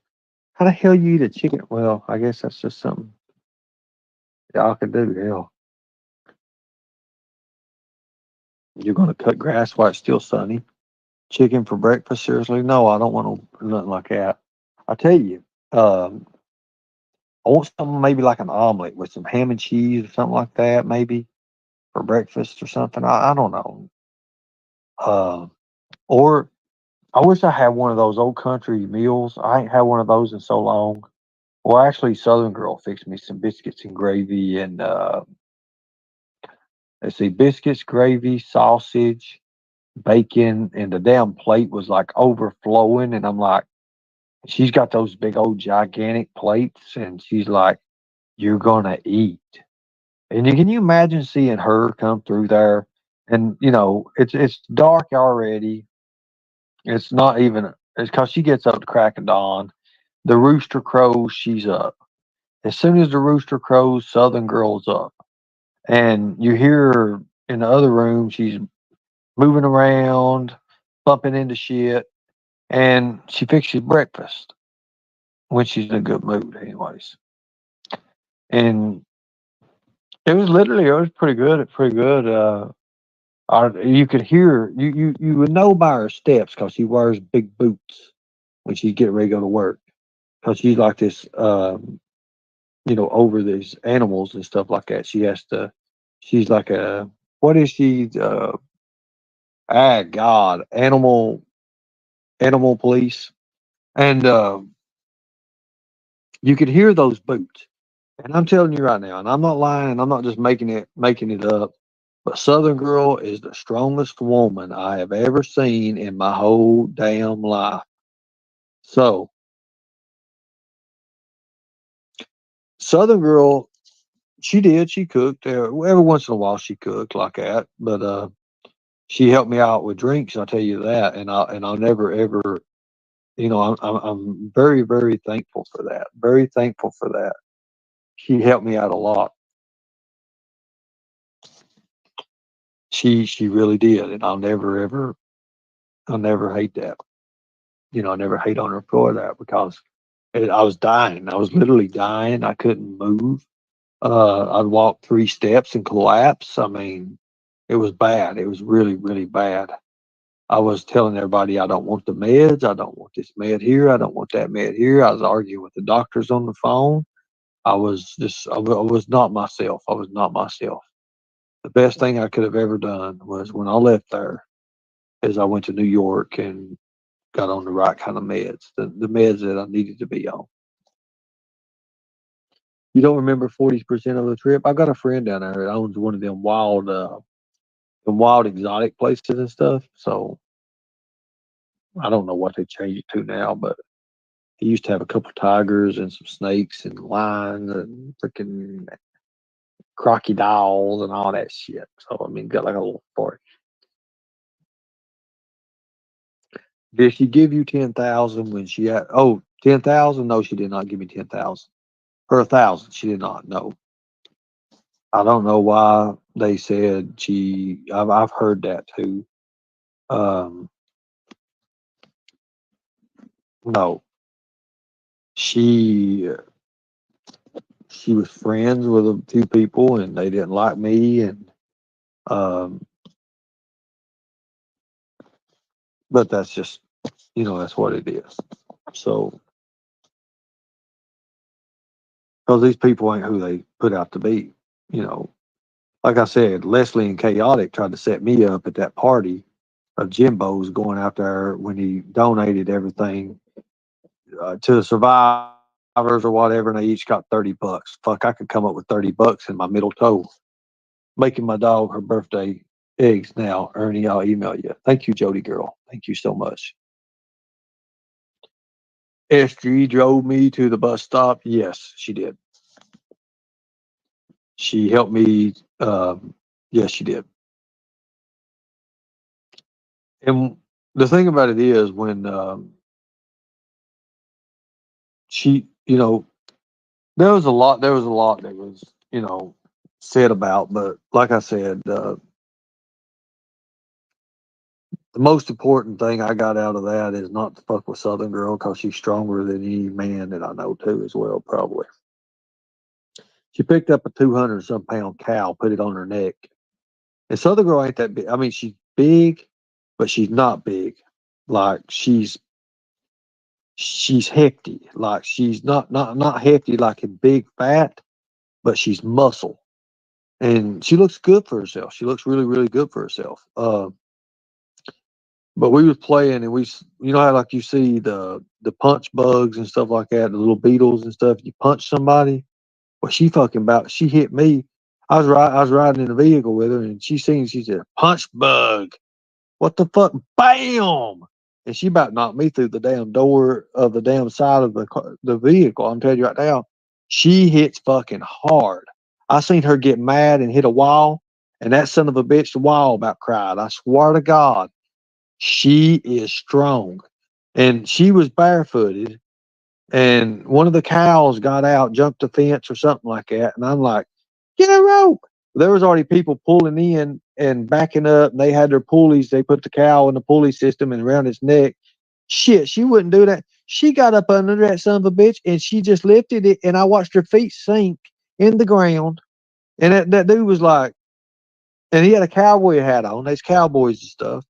And they're sitting there looking at her, and they're like, what in the hell? Don't mess with her. And she picked that cow up and walked about 10 steps with a 200 some pound. It's a big size, it's a decent sized cow. And she picked it up right around her neck, and she had it like its little feet. And she walked with the damn thing and threw it in the truck. Like literally, like put it in the truck. I swear to God. We was going down the road one time. There's a possum or something run out in the road. It was some kind of animal. She got her little camera out there and started videoing the animal. Had to catch the animal, put it back in the cage. It took her. That damn animal run her, and I was sitting there in the car. I was laughing my ass off. She had a cage back in the back, and she said, "I got to catch this thing." And she ran that little animal all the hell away. And finally, she come back with it. She was about 5 or 10 minutes running the animal, and she put it back in the cage and everything. She's like, "When I take you back, I'm gonna have to take and go do paperwork on this animal and stuff." I mean, and she'll write you a ticket faster than any damn thing. I found that out. Daisy's people told her it wasn't their dog, and she know damn right it was their dog because the neighbors were complaining about the dog. And Southern Girl just told them that will be 126.50. What the fuck? I heard the guy, and she's like, okay. So she goes straight, like literally. She lets me out. I walk out, go back to the house there. She goes straight to the guy's house and writes the son of a bitch a ticket for like 126.50. It was funny as shit. She come back, she said, he'll not yell at me no more like that. I'm like, yes, ma'am. And yeah, I went back to my little cubby hole where it was dark. And I'm gonna be honest with you, uh, I could not keep up with her. Like she walked like I used to walk, like real power walk and straight out and like fast. I can't keep up with her. I can't keep up with her. No, not whatsoever. And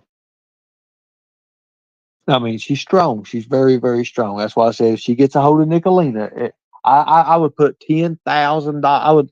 I would lay that my life. I'd put my dog over here online. I'd put it on the line.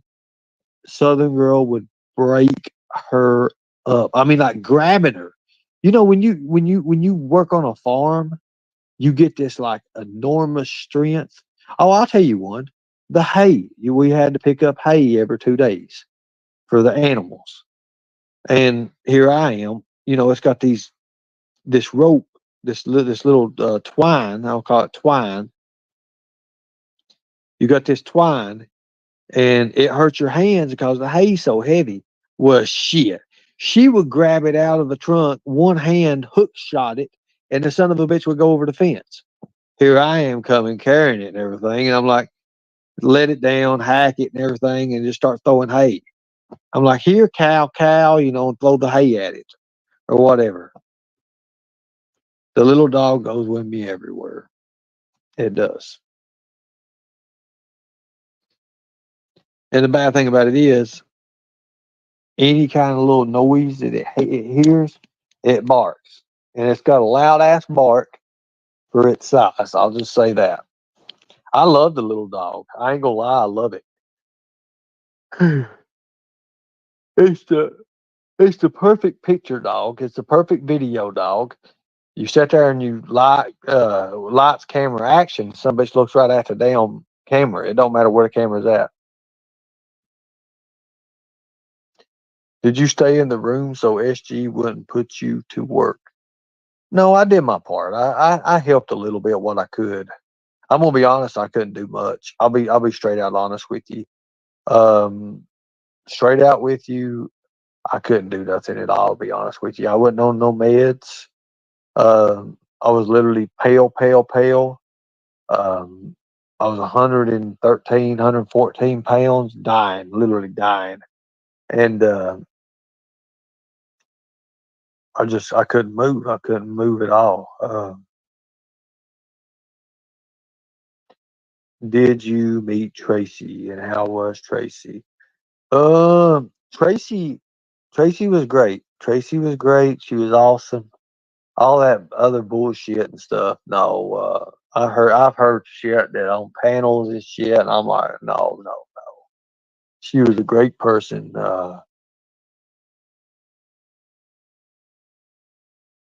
As a matter of fact, I thought her family was very nice, and the people were good.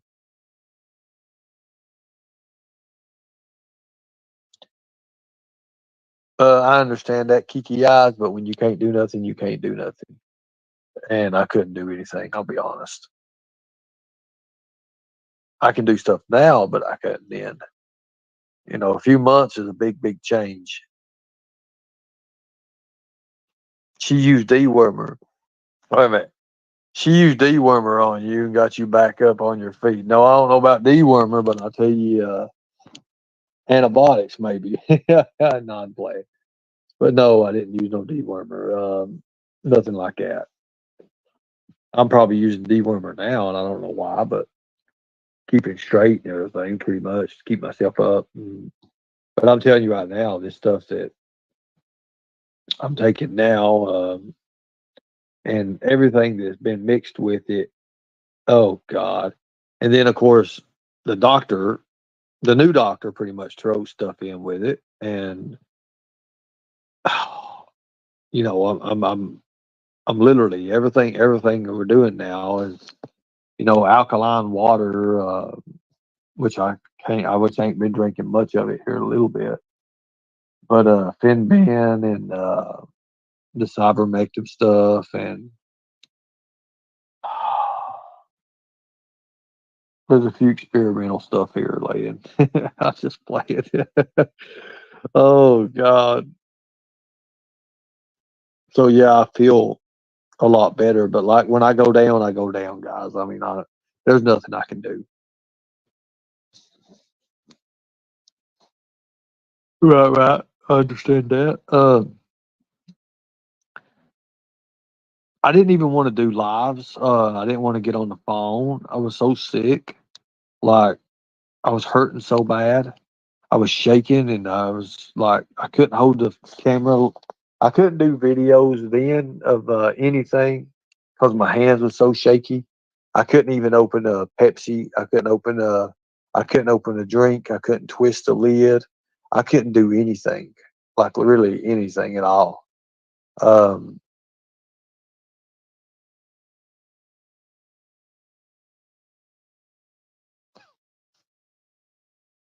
I couldn't do anything at all. I looked like death warmed over. Seriously, I know, and it's my way of thinking too. It's my way of thinking too. But if I was there now, yeah, I could probably help with a lot more. But I'm starting to build muscle, a lot of muscle, as a matter of fact. And but yeah, exactly. And I'm pushing it. And the doctor jumped onto me yesterday for doing that because they're like, "Well, you're sick, and you try to build muscle, it's going to tear your muscle down. You're actually going to deteriorate muscle doing that." And I'm like, he's like, "Look, it's going to be better. It's going to be better. And I'm like, look, I got to have a second opinion, buddy. A second opinion. And that's where, I just, no matter how many options I take of postponing it, second opinions and stuff, I've had, I don't know how many damn second opinions. What did I do? Well, she didn't agree with some of the things on YouTube. But when I started feeling a little better, I mean, before I headed out to New York, um, didn't you stay with SG previously? I've stayed with SG one time, yes. One time.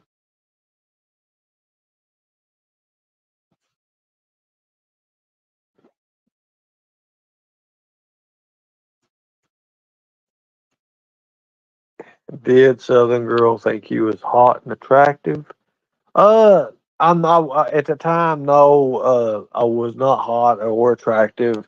I was literally like skeleton, like Macaulay Culkin looking thing back when he looked like what he looked like, pretty much. But I'd lost at that time. I'd lost 38 or 39 pounds.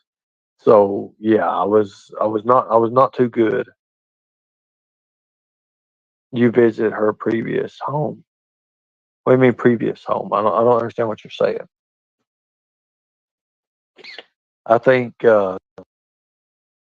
kinesiology's the kid or whatever you just said there, Saint Elmo. A kinesiologist. I can't even talk. One thing that was affecting me really bad was my vision. My vision was I couldn't see at Southern Girls. Like when I say I was literally dying, guys, I was like dying. Like she force fed me. I ain't gonna lie, she force fed me. I didn't want to eat. I didn't have an appetite, and she force fed me. So that's the truth. That's the truth. And she helped me with drinks. She bought me a sweet tea every once in a while. I ain't got nothing bad to say about her. Nothing at all. Me leaving was kind of sudden. Her, for like she said, her friends. They she thought that she was betraying her friends, but her friends ended up betraying her like I told they would. I told her they would. But Southern Girl's a great person, and that's all I want to say about it. She's a good person, and no, nothing ever happened between her and I, or Tracy and I, or any of that. And I had the utmost respect for those people for what they done and helped. Did you see my question? Hold on a second. I really don't see your question. I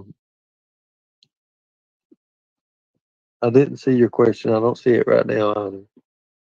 But hold on, let me look.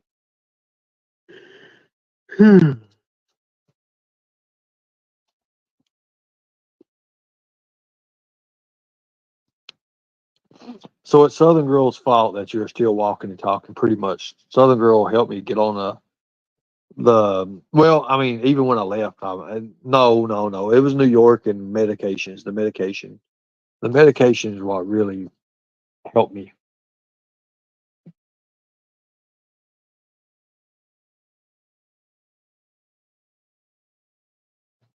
Good deal.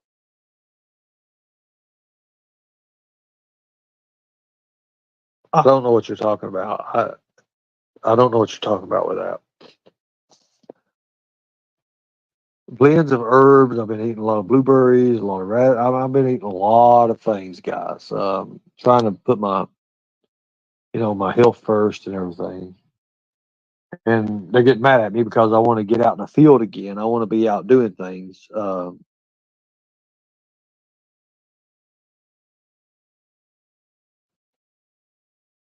So I want I want you to understand that. So that helps. Berries are supreme, exactly.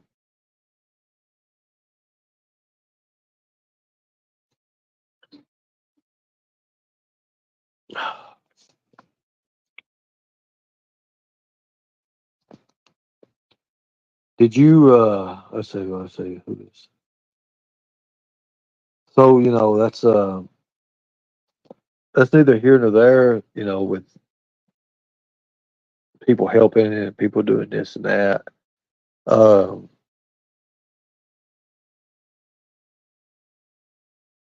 I've got a few people over toward Colorado now that wanted me to come over there, but I'm telling you right now, I didn't like the atmosphere at all over toward that area. It took me a minute to get used to, and then yes, Christine, I would love to visit Dr. Morris myself.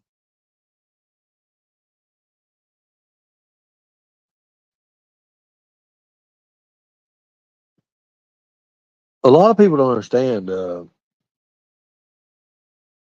Ernie, are you really bow-legged?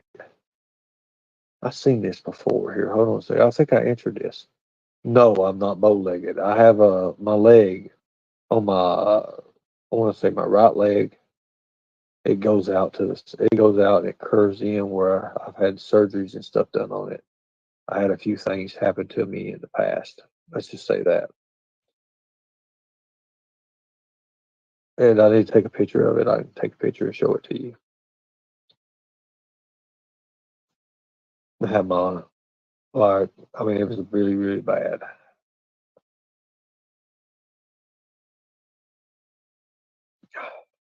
And that's what gives me trouble now in the joints, especially where it's in my knee. Like I can show you, you can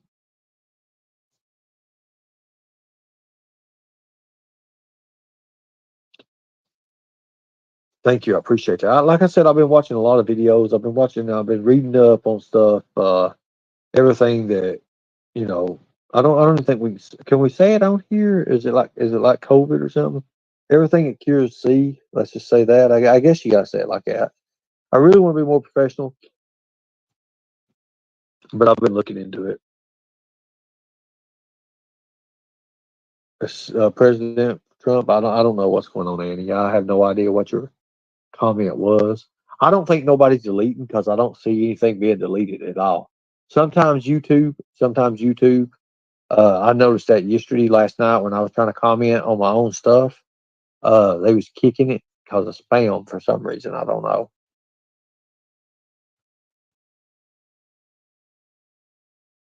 Well, I have knee braces under my when I wear pants. I have these braces that on my one leg, anyways, for sure, and I wear it to keep my leg in line now because it's hemophilia. Literally, here's the thing: the symptoms of hemophilia I do not have. I do not have any of them. Any of them. I'm not a free bleeder. When I get cut, I do not bleed at all, hardly. Not like you know what hemophilia would be.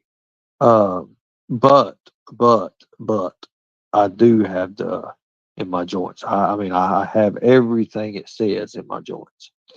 So my knee, like literally, like does not want to work sometimes. It does not want to work. My legs don't want to work sometimes. But here recently, that's been changed. That's been changed. The meds are really, really helping. I can tell the meds are helping. Now, when I was jogging, no, I didn't. No, no, but I do have a suppression cup like thing. It goes on my knee that I do use when I jog. It's not metal,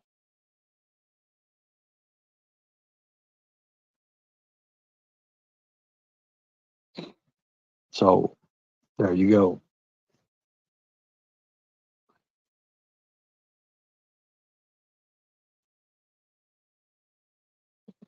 Um, I I wouldn't go Mexico. I don't know about Mexico, guys.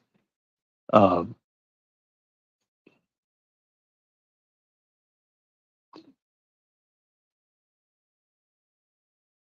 no, it's hemophilia. It's hemophilia. I've already been checked twice. I've already look. I've been. I've had two confirmations of two different doctors. It's hemophilia. So I mean, there's nothing I can do about that.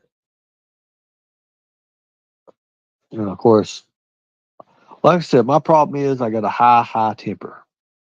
I've been working on it. It's calmed down 80%. But there's some things sometimes it triggers the shit out of me. Um, and I'll snap, and I don't mean to, but I do. Especially snapping on the people I care about and who care about me. But I'm working on it. I've been working on it for a while now.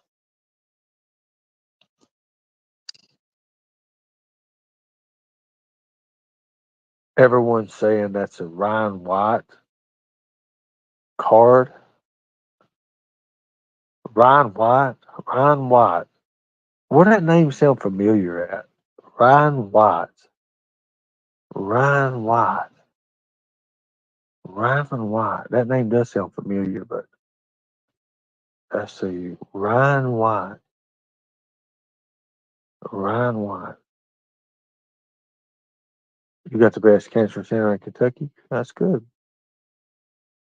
Ryan White. What is a that name is so fucking familiar, oh Ryan. Has to do with iron in your blood, I believe. Look, I don't know anything about all that. I don't listen to doctors every time. I usually go AMA, and I'll just be honest with you. Uh, I have calmed down a lot on that. Too much iron, is that what it is? Oh yeah, Ryan White was the guy, the little kid that was on. I want to say it was Geraldo at one time or something like that. They was talking about he was a little boy that had AIDS, wasn't he? The little bitty kid. What does that got anything to do with Ernie? They're trying to say that you have the Ryan White Center and that you have AIDS. I do not have AIDS. I do not have HIV. I do not have any other thing like that. No. Are they really saying that? I mean, seriously. Like I said, I don't keep up with this bullshit. I don't. I really don't. I keep to myself. I keep to myself, and I get screen clips and screenshots. And most times, I have tigers come in there, and they're like, "You don't want to watch this live. You don't want to watch this." I'm like, "Okay, cool." And I don't. I get clips of it or something. Ryan White was a kid with hemophilia in the days when they didn't know hemophilia. He had hemophilia too. Yes, but he didn't have hemophilia, did he? I remember as a kid, he was on some TV news interview or something like that. He was on a show or something.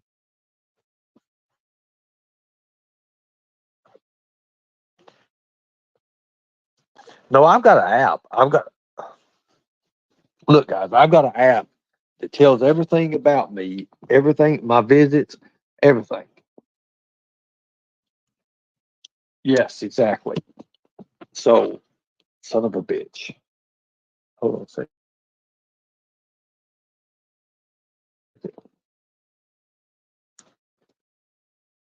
Breakfast. Hold on a minute. I got to look at this. I have to have 3,500 calories a day. That's what my goal is. Um, to be honest with you, the last 2 days I haven't had 3,500. I haven't had near 3,500. I've been kind of sick and I wouldn't eat, and I got jumped on to for not eating. Tina jumps on to me when I don't eat, so I have to push myself. Many forms of pop control. If you have a blood transfusion today, the blood is clean. Well, I miss Cuba also. Guantanamo Bay beer was 25 cents a can. I've heard a lot of stories. I heard a lot of stories about the old school, old veterans and stuff that was over in areas like that. But a lot of stories, especially Germany. Germany is a hellacious story thing. One of our uh, one of our staff sergeants had when he was going through and he first went to Germany, he told this story about. I can't remember exactly how it happened, but there was four of them. There was four of them, and they went to a bar or some kind of bar or something. He said, and somebody ended up getting a fight, and the guy ended up leaving, but they found the man dead. They found the man dead, and it was a whole ordeal. It was supposed to be a true story, something like that. I can't remember exactly, but he said he told this story. And he said they was over, and he said the police had stormed where they were staying at and pulled him out. And they had his car because they remember where he parked at, or no, no, no. It was something. It was something else. He was with somebody, and they had something. It had something to do with a car. But the guy was found near the car, but he was dead after that guy just got done fighting him. Anyways, my granddaddy went to Germany during the Korean War. Luckily, or I may not be here. That's I understand that. Back in the day, um, when you went in, when you like,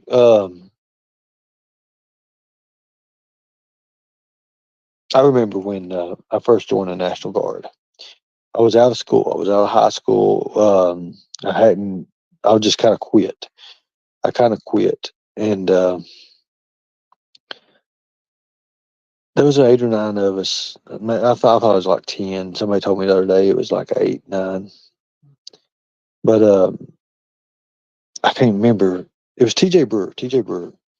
I was living in the boarding house. He came down. He said, "Hey, I got something for you. I got something." I said, "Well, what is it? What is it?" And he come down and he come in. He said, "Me, Kevin, and all of us, and I can't remember. He named a whole big bunch of names and everything. We're all going to be joining National Guard." And I was out of school at the time. I wasn't going to school. I was kind of troublemaker, I guess you'd say. I didn't. I'm the kind of person that would go to school. I would eat because we didn't have no food. I would eat and then come back home. I would eat and come back home.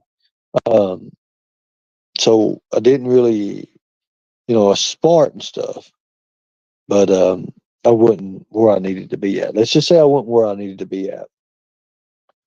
I literally had already been sent off out of everything.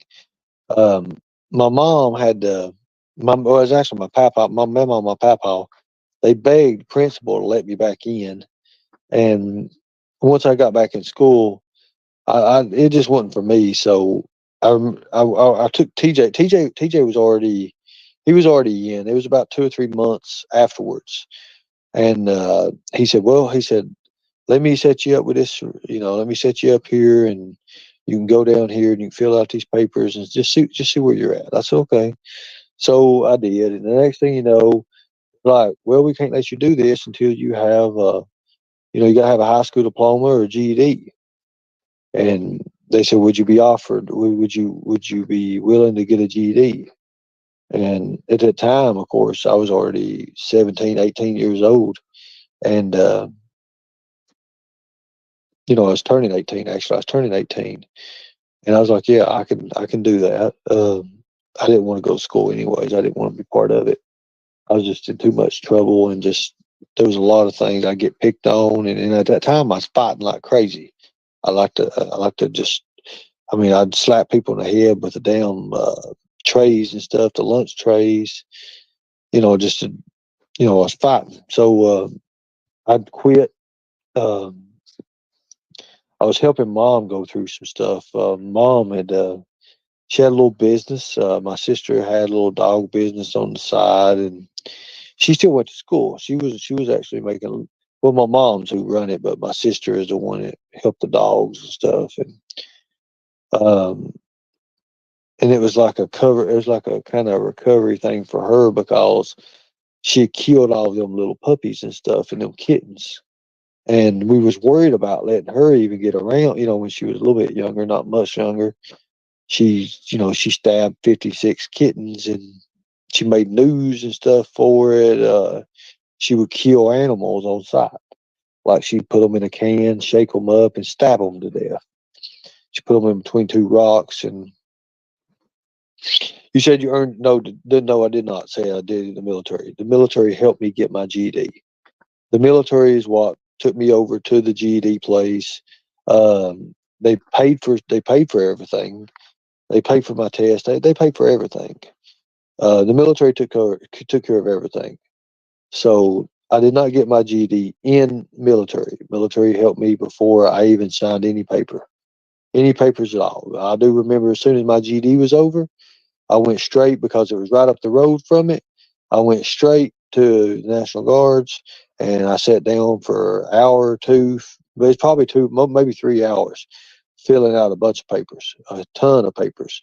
The ASVAB, I done that. I passed the ASVAB. I never forget this. I was talking to one of the recruiters, and I said, did I do? What was my score on the ASVAB?" He said, "You did just good enough." And I found out I could have went anywhere. I got so damn mad when we was out there talking. There's a bunch of us out in the hallway talking, and I said everybody else had it. I said, they told me that I could just go there, and they said, "No, you didn't, you idiot! It's on the wall over there." And I scored pretty damn high on the ASVAB test. I could have went to the Air Force. I could have done anything. I could have went anywhere I wanted to go. But with my friends and stuff was already, so a couple of my friends had already been in, and they was like, "Yeah, man." And at that time I was young and dumb, and we all are, and they're getting paychecks and stuff, and I'm like, it'd be cool. It's gonna be cool. Military, you got all these benefits and stuff. You got all these, you can do things and all that. So I never forget it. They told us that we are going to have a state dinner after. They take you down to Knoxville Meps. They take you to Knoxville Meps, and after we're supposed to have a state dinner and stuff and all that. So they're promoting this big steak dinner, and you're like, we got there, and I think we stopped at like McDonald's or something, and we had the it might have been the McRib at the time when it first came out, the McRib. I'm not really sure, but anyways, it's like something steaky. He said, because I remember somebody making a joke, "This ain't a damn steak." But anyways, that's where they actually took us, because we had so many. There was like 7 to 10. There was 2 carloads of people going, and I remember. I'll never forget it.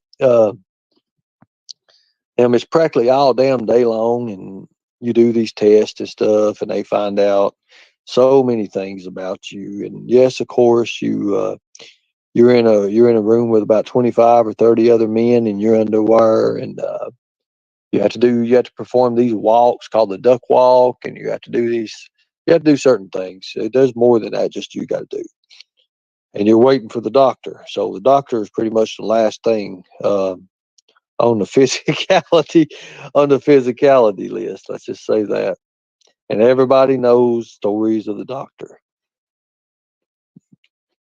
Like, it was pretty cool because we talk about, because at the time, when I was into the motor points and joints and stuff, and he was the one that showed me. He grabbed my arm. And he said, "Look, check this out."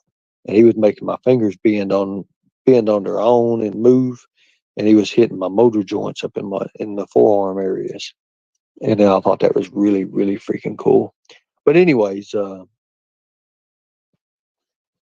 after that, you know, they ordered a uniform. And here's what somebody, Viper said, you know, back in the day, they didn't use the Velcro. They would sew it on. Your U.S. Army and your name was sewn on, and your insignias was the little metal pieces and stuff, and they like clipped on. I mean, like there's 2 pins, and you put them on like that. Because I was listening, I kind of got pissed off. I'm like, dude, you was in 2000. Well, it was a turnover from the BDUs. I know that. I think it was like 1 or 2 years afterwards that the BDUs was changed over, because we had woodland camouflage. I still got, well, my mom does. I think my mom still has hanging up in the closet. Um,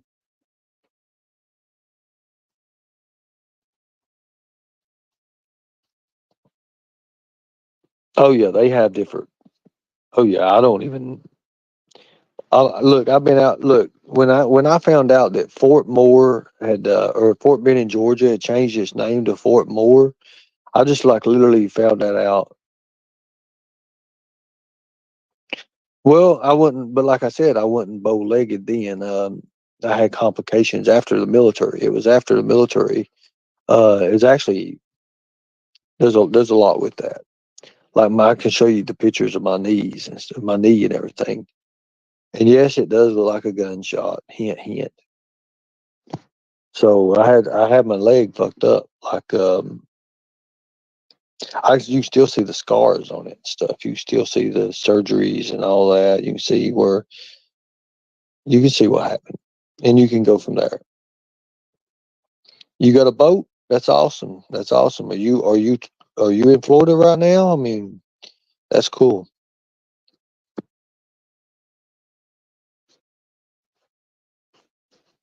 That's good. That's good. So, guys, I want you all to know that literally in the next few days, I'm going to be probably doing what I need to do to take care of it. 16 weeks. It was like 3.5, 4 months, and then AIT says too. The Gulf. I did say that, didn't I?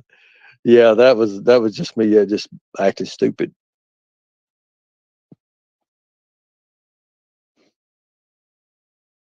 That's good. That's good. Oh, you're talking about no, no. I said the Gulf War. That was funnier than fucking hell. I'll never forget that. Using I never forget that. I stopped everybody in their tracks. I did say that. Yeah, I was messing around. Yeah, basics. Well, at the time, I don't know what it is now, and like I said, I don't keep up with it. But it was like 16 weeks, a little bit over. Just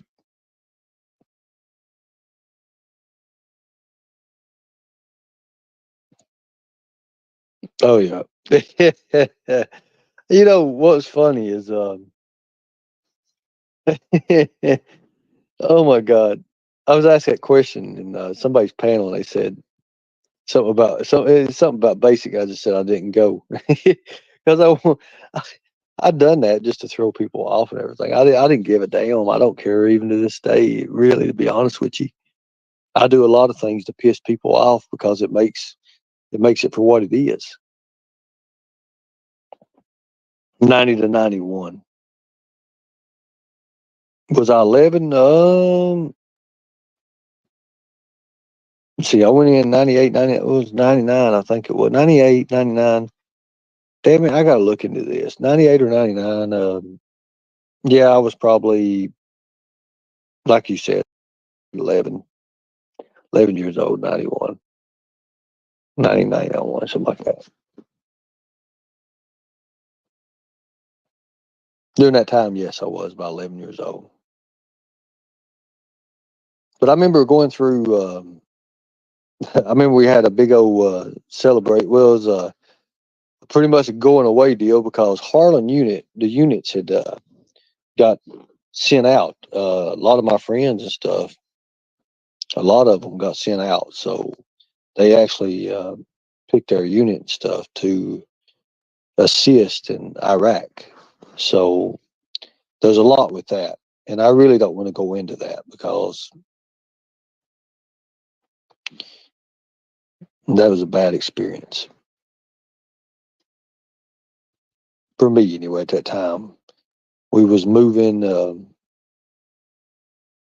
we was in South Carolina, and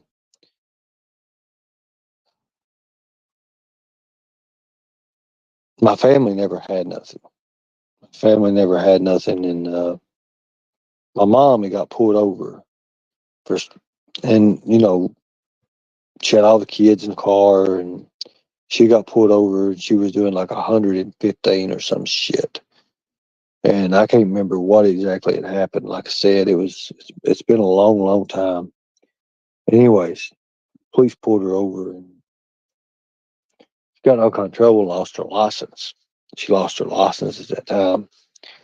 Um, At that time, we had Angel and Angel, and Amber, Angel, and Angel was babies pretty much. They was just little tiny kids and stuff. That was like I said, it was a rough time. Let's see, small ET. Good morning, Ernie. Well, good morning to you as well. Good morning to you as well. Um, my mom had got with this guy in South Carolina over Cowpens actually, and me and Shelby, we headed out, and of course, on I was waiting on the date. I had to still go through drills and stuff. So every 2 weeks, you have your training and stuff. So me and Shelby headed out, and we would do our own things pretty much. Shelby Lee, he got involved with a bunch of real bad people, and at a very very young age, very very young age. And I was walking around in the area where we was at, and going down roads and stuff, just getting familiar with everything. And there was these people outside. They was having backyard wrestling. I'll never forget this. They had a mattress on the ground, and they was jumping off the roof of a house. Well, at this time, I had just got my license. I had just had my license and stuff in Kentucky, so I already had Kentucky wrestling license. I already had wrestling license in Kentucky. I took and no, I did not. No, no, no, no. I did not go. No, I did not know Jimbo at that time. No, I did not. So I was asking. I was like, well, I was kind of curious and everything, and there was people all outside, and I walked up to them, and I was looking. I heard this big noise first. I didn't really see the rest. I just seen people outside everywhere, and I seen a guy on top of a roof of a house. Nicholas Edmonds was on. Nicholas Edmonds. Let's see, what was his name? Nicholas Anthony Scrava was on top of the house, and he was diving off onto a man named Nicholas Gedman. Um, Gedman was a preacher. Gedman was a preacher, and it was a wrestling thing, of course, and they was putting a show on, and they say, they bring out the fluorescent bulbs, and I'm like, okay. So they start busting they start busting the bulbs on each other. There's no ring, literally no ring at all. They got some ropes pretty much in the ground, and like you could just, I mean, it was just crazy. So I was talking, after it was over and everything, they lived in that house. They lived in that house and the house from them. My mom had sent my sister looking for me. So Melissa had came out and she was looking for me. And she had went down the road and she said, hey, Melissa was always a bitch anyways. I couldn't stand her. But she met Jenny. Jenny was one of the people that they had took in, and Jenny was a weird person. And I'm not saying she had no handicaps or nothing like that. She was a devil worshiper. She worshipped the devil, like literally worshipped the devil. When I say that, I mean that. Um, for some reason, her and my sister kind of become friends, and I didn't even know it. I was talking to Nicholas, and they had this guy. I'll never forget this guy. They called him Iron Man, just a chubby guy, and I think his name was like Tim or something. Um, come over to me, and they was talking. They was like, "Yeah, man, we do this all the time, but we really do wrestle. We've got a gym or in Greenville. I think it was Greenville. We have a place with Brody Ray Chase, and our name stuck with me. Well, I was like, Brody Ray Chase. I was like, he was with Steve Austin in college, and it used to be called, Steve Austin had the Stone Cold Stunner, but before that, it was called the Stray Cat Stunner. Nobody knows that, though. Brody Ray Chase was his roommate. Now, I was talking, Gebman was there, and Gebman was talking about church, and there was a, it was in 2000. It was in 2000 because Camp Meeting 2000 was when the churches and stuff, they had the big camp meeting and they had like the revivals and stuff, but it was a camp meeting. There was like 5,000 people there. And Dr. Jan Timmerman was the preacher. And he'd been all over these other countries and he was a missionary. And, but anyways, before that, Gedman was telling me about Jenny. He was like, we try to help her but she will not turn from Satan and all that. So I got to meet Dragalis. Dragalis really thought he was a damn vampire. Um, he was something very, very different, folks. Very different. I'm sorry you don't believe in gods or devils, but I'm telling you from this experience, I do. Um, so they took these people. I never forget this, and I went with them. I went with them. Shelby went with us. Mom went with us. The whole family pretty much went, and they had this little church bus, and no, the church wasn't devil worshiping or nothing like that. The church was Pentecostal. It was Pentecostal. Camp Meeting. You look it up. Camp Meeting 2000 in South Carolina is when it was. Thank you. I appreciate that. I mean, I have to. I have to over this instance right here. Uh, but Jenny was Satan. I mean, like literally Satan. There are vamps in New Orleans. Well, Dragalis, in he wrestled too, and he would try to be a vampire. And I think he pretty much, I just thought he was a crazy guy. I just thought he was a crazy guy, and he kind of mimicked his creation off of vampire. But that wasn't true. That was the farthest from the truth I ever seen. In the night times, if you ever remember Cowpens, the Battle of Cowpens, they crucified witches and they hung them, they burned them up, they killed actual witches. If you go downtown, you'll see there's a painting. If you look at the Battle of Cowpens, you all have heard that, right? You all have heard stuff like that too. There was wars. There was a lot of things. If you look at witches and cowpens, you'll see what I'm talking about. And we lived right in the smack of Cowpens, 2933 or something like that. I about remember the zip code. But anyways, I've been so many damn places. During that time, Jenny, she professed herself as a witch, and she got my sister into some stuff, and my mom didn't like that a bit. So my mom and Jenny always had these arguments. Always was these arguments. My mom, told about the Bible. She didn't want to hear about it. Anyways, there was a lot going on at that time. So it really come to a head when they Dragalis's idea. He had some friends over in North Carolina in a satanic temple, satanic church in North Carolina. So he said these friends, they're gonna pick us up and we're gonna go over there. And well, I was young and dumb, 18 years old. I don't even think I even hit. I don't even think I'd hit 19 yet at that time. I was 18 because right after that, you know, um, that's when all the hell started for me. Really, a lot of shit. But everybody goes over to this church thing, and the doors are closed, and they're standing there. I mean, it's like a huge bunch of steps, and you go up it. And I was standing there, and I'll never forget this. It kind of freaked me out. The doors open, and they're huge doors. I'm talking like huge, huge doors. And the guy comes out in a robe, and he's introducing everybody, and he lets everybody come in. So as we're stepping inside, another one is by the door, and he steps out in front of me, and he says, "This one can't enter.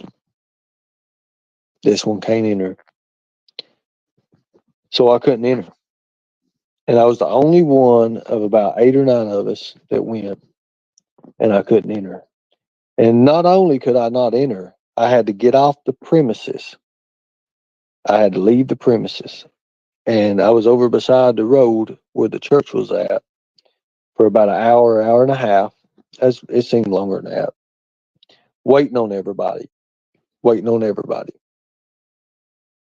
It was bad. It was really, really bad. I mean, I don't know. I don't know what happened, but the guy was just like nervous as hell. And but I was just a kid. I mean, I was like, I mean, I just had turned, been an adult.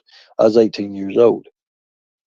But the story is, when I was younger, when I was 3 years old, when I was 3 years old, we had Indians. We had Indians and Native Americans, and we used to play hide and go children, or not hide and go children, but hide and go seek with the kids and stuff. When I was a little kid too as well, and they come out of the hollers and stuff, and they do their little things. They do the little places. We I grew up with Native American people, and my mama, my papa was Native American, and my papa looks just like Geronimo.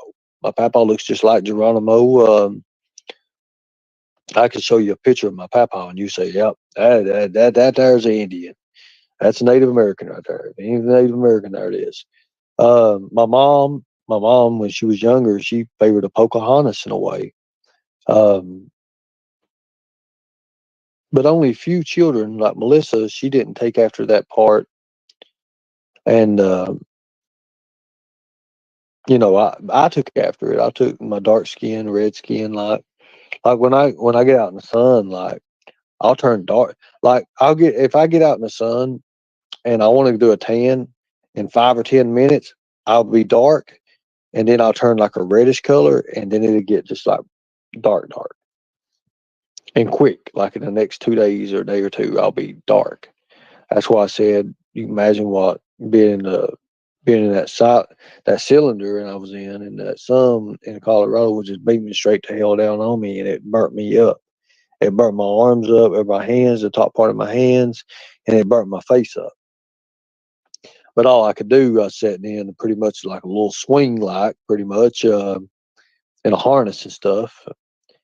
And I was just there waiting on some pieces and waiting on the cables to come through. And we had the boat in because we was pulling. Um,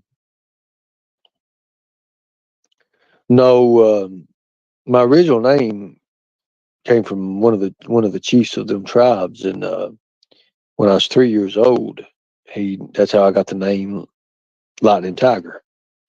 My mom had a little card, little thing with it, and she she put it with my little event book and stuff like my mom had. I didn't start using the name Lightning Tiger. I didn't start using that name, but I'd already had that name. That's what was real weird about it.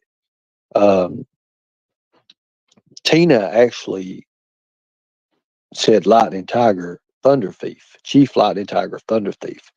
And when she said Lightning Tiger, I said, wait a minute, there's something about Lightning Tiger. And I didn't know, but I remember my mom talking about it. And sure enough, the next time I went to mom's, in that little book, that little card when I was 3 years old of the little events when I was three, because there was a lot of things that happened when I was 3 years old. Um, there it was, Lightning Tiger, when it was, all that. And I thought that was really, really weird. So I was kind of scared of Tina there for a while. I was scared of her. I didn't know what to think because, she come up with that name. I thought, out of the blue, Chief Lightning Tiger Thunderfeet. And that's when we used to do it with the predator stuff and busting child predators and all that. The only problem with that was the TCA code in Tennessee. The DA wouldn't, they wouldn't prosecute these guys because of that very reason. Even even your Texas guy over there, what's his name? The guy that Jimbo worships so much, predator hunter guy. What's his name? Southwest Texas or whatever his name is, or Southeast, whatever the hell his name is. Alex. Even Alex even admitted you don't go into Tennessee because of TCA code. Okay, that's agreed on. That can happen. But the thing about it is, Pigeon Forge and Gatlinburg wanted to work with us. We busted the predator over there. Hell, they stopped us, and they was like, the police was like there, and they was like, we watch you guys. You guys are doing great. And I mean, it was awesome. It was amazing. And we could have probably got 4 or 5 more.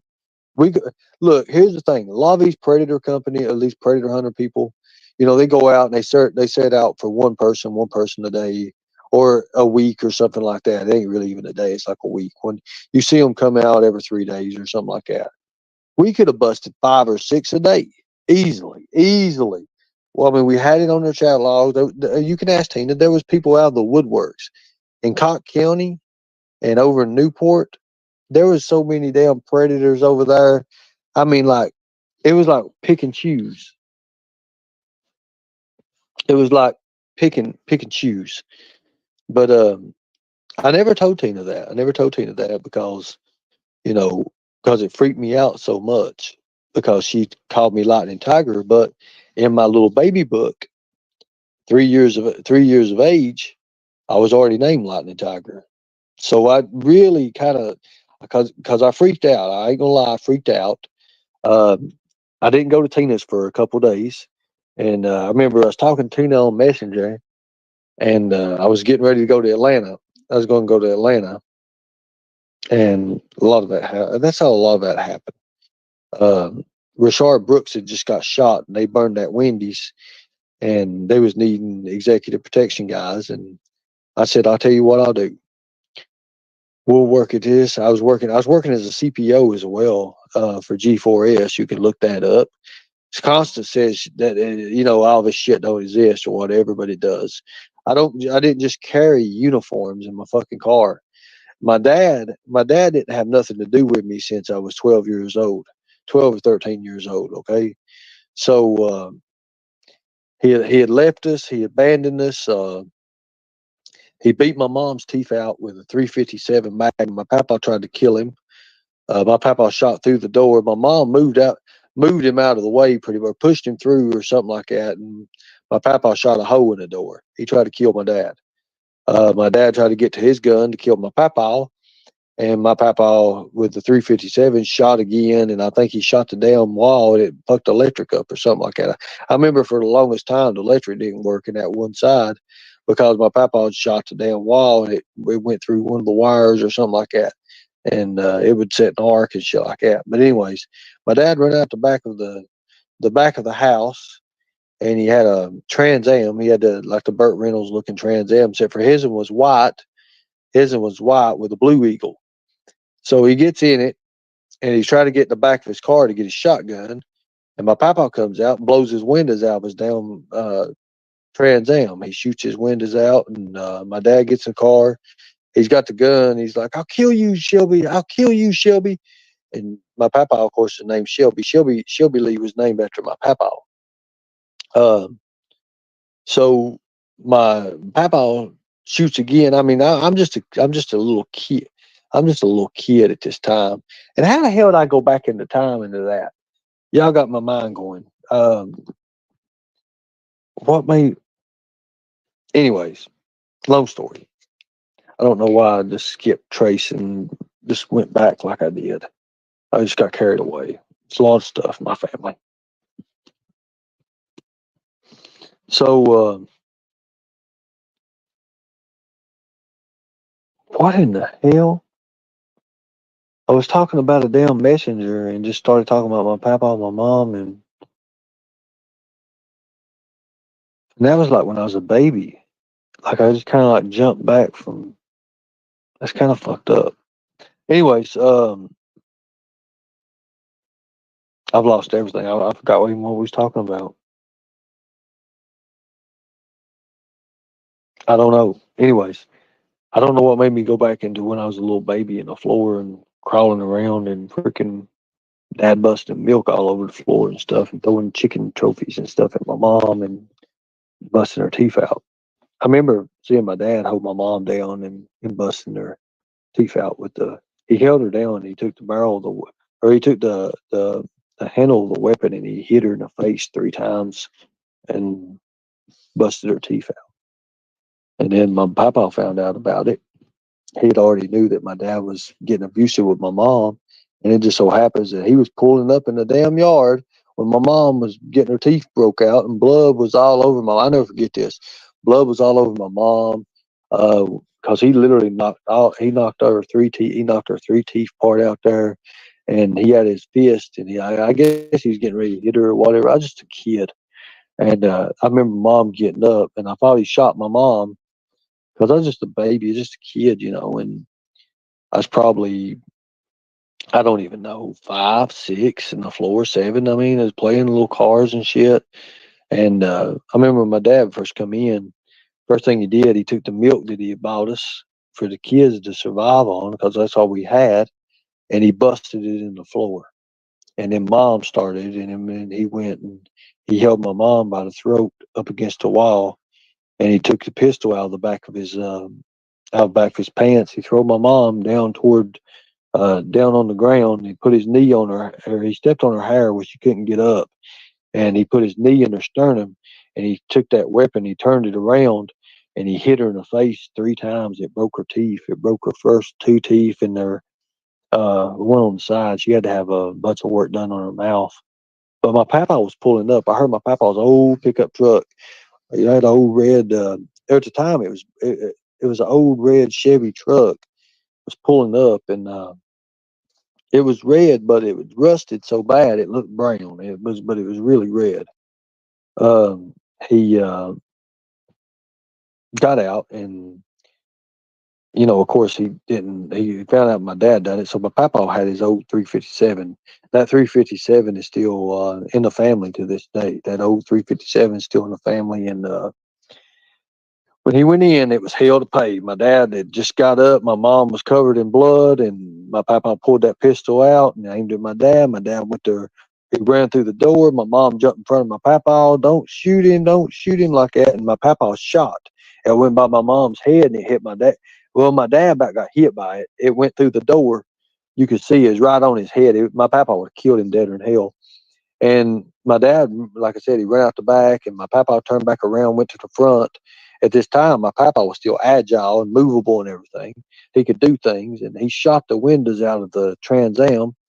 And my dad was getting in the car, and he was backing out, and he had his shotgun. He said, "I'll kill you, Shelby. If it's the last thing I'll do, I'll kill you." I remember that as a kid, him saying that. And then the neighbors called the police, and the police came, and my dad, he got it. I don't know how he got out of it, but he got out of all the things. Nobody went to jail for that, but CPS was called. CPS, and then we had Nancy. Nancy was our CPS worker. I never forget her. She was old. She was an older, like black woman. I loved her to death. She was always nice to the kids, always nice to us. And we was put in CPS, and I was probably 8, 9 years old, and Papa and my mama said, "No, we're going to go ahead and adopt them."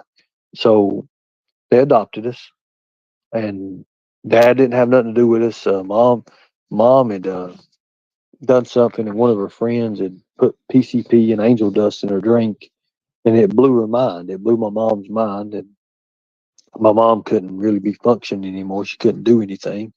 She thought she was a wolf, a vampire, and thought she went back into daggone, I don't even know, history is like, but our bloodline goes through that. Our bloodline goes through that.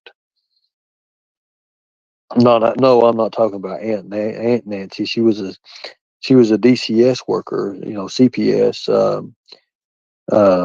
It was DCS in Kentucky. I think it's DCS in Kentucky, and that's Department of Child Services. So she came, and the first time, I never forget the first time she came. We was all in a little house, and it was up on top of Pounding Mill. We lived in Pounding Mill, and we lived on that top trailer on the hill there. Um, she knocked on the door. My mom opened the door. Well, opened the door, and there was like a little screen piece that was there, and she introduced herself.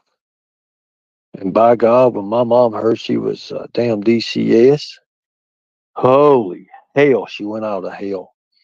You ain't coming here. Anyways, the police was fucking called. I'll never forget this. And they didn't just bring 1 or 2 carloads of police. They had 4 carloads of damn state troopers out there. And the state, my mom knew Mikey, or not Mikey, but damn it, come on, think. I can't remember his name. Scott Moore. Scott Moore at the time. Scott Moore was a state trooper. Um, my mom knew him. He knew us, and so he brought us little badges and stuff, and handed us kids and all that. But Nancy, he set mom down, and a couple more officers did, and they said, "Look, because of the incidents that's been happening here, you know, your kids are going to have to go through evaluations. That's just all they are to it. You can either do this the easy way, Gwen, or you can do it. And anyways, I was a kid. I don't remember much about it. I just remember, we had to go down to Harlan. We went down to Harlan, and we were sitting in a little room, and like a little conference room. I am a trailer park person. I'm poor. I was poor as hell. I mean, my family was all poor. That ain't the half of it. In junior high, it got really, really bad. But anyways, my mom, she didn't know what to do. They ain't never been through nothing like this. So they loaded us up. They loaded us up as me, Melissa, Chevrolet, and they had us put. They separated Melissa from us. It was just me and Shelby, and Melissa was in another vehicle, and they were signing the paperwork to have us taken away from mom and everything. And OER had judges' signatures and all that. And my mama and papa had just got called, and mama and papa come down, and my papa was real good with the politics. He was big into politics. He'd put judges and lawyers and stuff, and like the prosecutors and stuff in Harlan. My papa was the one that done it. Um, if they wanted to win, they knew that my papa was the one to talk to. There was, thousands and thousands of dollars at that time. It was a lot of money. So my papa goes down and he's talking to the judge, and they're telling him what they're doing and everything. He said, "Look, they don't have nowhere else to go. These kids don't, and we can't have them around. This kind of stuff." He said, "Well, what about if we take them in?" And the judge granted that, so we didn't go nowhere. I remember we sat in cars, and Chevrolet was screaming. He was screaming because Melissa was in another car, and he didn't know what was going on. He was just a kid, um, and we all was just kids and stuff. Shelby was pretty much a little bitty old kid, probably 6 years old, 7 years old, and they took. I remember when the police actually was the ones that came out, and Scott Moore was the one that opened that door, and he said, got us out of the car and everything, and then Melissa was got it. She was got out, and they put us back in the room, and they told us what was going on. Your mama and papa, are the ones that's going to keep you for a while. They're going to have you, and we never really spent much time with mama and papa because Bruce and John. Bruce is an uncle and John's an uncle, and we had uh, we had a lot going with it. I mean, John Paul was jealous as hell because other kids coming in and everything. So we was constantly abused. We was constantly beat up, and he would. John was mean. John was very, very mean. He was 4 or 5 years older than us, and he was mean to us. He was very mean to us, and he would do things. He would take and hit us and knock. Just he would hurt us bad. Um, Bruce never really bothered us. Bruce was always my favorite uncle, and he would pretty much take after Papa and go hunting. There was always going hunting. There was always something. They had 21 battery lights that was charging at all times for anybody and everybody to go hunting.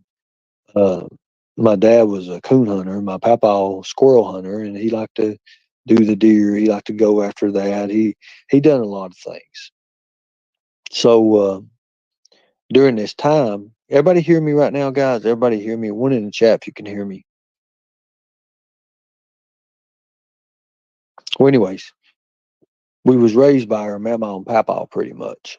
and we was put in church, Sunday school. My papa was a deacon at that time.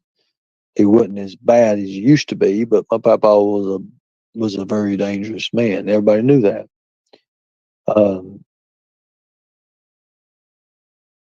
when I was about, I I was probably 7, 8, maybe 9 years old, and they had a church thing. They had a thing going on, and I remember people coming to my papa's house, and we was in the kitchen, but the meeting room was the kitchen table. It was a big, long ass table, like 12 foot long. The table was. We had a huge, huge kitchen. My mama had a big old kitchen, and it had deep freezers in it, had a refrigerator in it. Well, anyways, these people come up. They're politicians and church members. And I remember I was on the kitchen table there. I was coloring a coloring book, Scooby Doo. It was Scooby Doo coloring book, and I never forget it because I was looking for a little blue for Scooby Doo's collar. I never forget this. I was a kid. I still remember this. And my mama told all the kids to get out. That Papa and his friends needed to, talk about stuff. But of course, being kids, we'd sit around the corners and stuff and try to listen in on it. But for this some reason, usually it was okay to do that. But my mama made it really, really clear they was moving out of the way, moving people out of the way. Shelby, Shelby climbed on top of the dresser part where the mirror was, tried to get behind the mirror just so he could hear through the wall. Mama put him out there. So next thing you know, my mama was shutting the doors up and you can't hear nothing at all. Well, that next day, there's a van that pulls up. I never forget this. There's a brown van. There's a brown van that pulls up, and they grab this guy out of the vehicle, and I can hear hollering and stuff, and I'm already in the backyard. I'm away. So the way the house was made, there was a big front yard. There's a hill. There's a holler that nobody could ever leave that holler. I mean, if you wanted to hurt somebody or kill somebody, that holler was the best place to do it. Um, Nobody's going to hear you scream and all. I mean, everything's family. Everything's family, and it's kept that way. It's kept that way. So I heard this guy screaming, like literally hollering and just wailing. Um, I remember they brought him through the side part of the house, and there's only one entrance that goes in, and it goes through the back porch, and then the back porch goes on to the next house that's connected, and there was a little piece of land there. Well, it's still there. It's backyard, what we call it, and then it goes up to the coal chute. And then my papa, he would do his things and stuff up there. But they had this guy. I'll never forget this. I'll never forget this in my life. He had a chain around his leg with a hook, and it was connected to it and everything. And my papa was pulling him, literally pulling him out that door, pulled him through. He's trying to grab a hold of. Like I said, I was only just a kid, and I said, "Papa," I said, "What are you doing to this man?" He said, "I'm taking him to meet. I'm taking him to meet God." That's exactly what my papa said. And after he got him up the hill, that van pulled back up the hill, and two other men got out. Of course, it's so far up on the hill you can't really tell who they were or anything. And my papa told me to get in the house now. And I heard, you know, I heard the awful screams. I heard the chainsaw start up, and I heard the awful screams I ever heard in my life. To be honest with you, because we was right inside the door, inside the house, and then my mama come running through, and she grabbed me and Shelby, because Shelby was always into everything. Like he wanted to know anything and everything's going on, and I never forget it. As he come through, my papa had he had his butcher gear and stuff on where they kill when they get the pigs and stuff and they bleed out. My papa was the one that always made the big knives and stuff that they would stick the pigs in the throat with and, cut them open and stuff. My papa would take the saw blades, and he taught us kids how to do it too. He taught us, we could make knives and anything. We take chisels, chisel them out. You know, we learned that. We learned that. So my mama would grab my brother and me. Melissa never did pay no attention anyway. She was always playing with something or doing something else. But it was always me and my brother was real curious, and we wanted to know what was going on in the family, especially. And they took me and my brother back out to the house was long. Like if you walk through my mama's house from one end to the other, it literally takes you about 85, 90 seconds to get to it. And if you was to try to touch every room, you're looking at about 6, 7 bedrooms, and it's just a huge back colonial kind of long log house. There's logs embedded in the walls in case of tornadoes and stuff of that nature. But anyways, Papa, and about 25 minutes later, 30 minutes later, I guess. I mean, it wasn't long. He'd come through the back door, and he was soaked in blood. My Papa was soaked in blood, and my mama would come through with tears in her eyes, and she said, "Was the preacher there to pray for him at least?" And I remember my Papa saying yes. But you talk about a fucked up family. People say whatever they want to about it. I'll never forget it. My Papa was a dangerous man. My dad was a deadly man. Um, but my Papa was not afraid of my dad at all. As a matter of fact, all the way through growing up, my Papa wanted to kill my dad over what he done to my mom. Many times he escaped. My dad escaped, but my dad done things that was un was unheard of. You know, Dad would be gone. He would be in the coal mines. He would come out of the coal mines, and people would come to the house, and they say, "Mac." I'll never forget this. And he would go out and he would talk to them, and next thing you know, he'd be going to get his rifle. He'd go get his rifle, put it in the car, and he was gone for a day or two or whatever. Sometimes 3 days. Mom always questioned what he was doing. Uh, I found out what my dad was when I was probably 13 years old, because that was about the last time that I really spoke with my dad until later on. But dad, dad would always, he would take us when we was kids. I mean, like little kids beforehand, and he would do crazy things to us. He would do a lot of crazy shit to us. Shelby was too little, and he was brittle. Shelby was really little fella, and like he was like, dad would.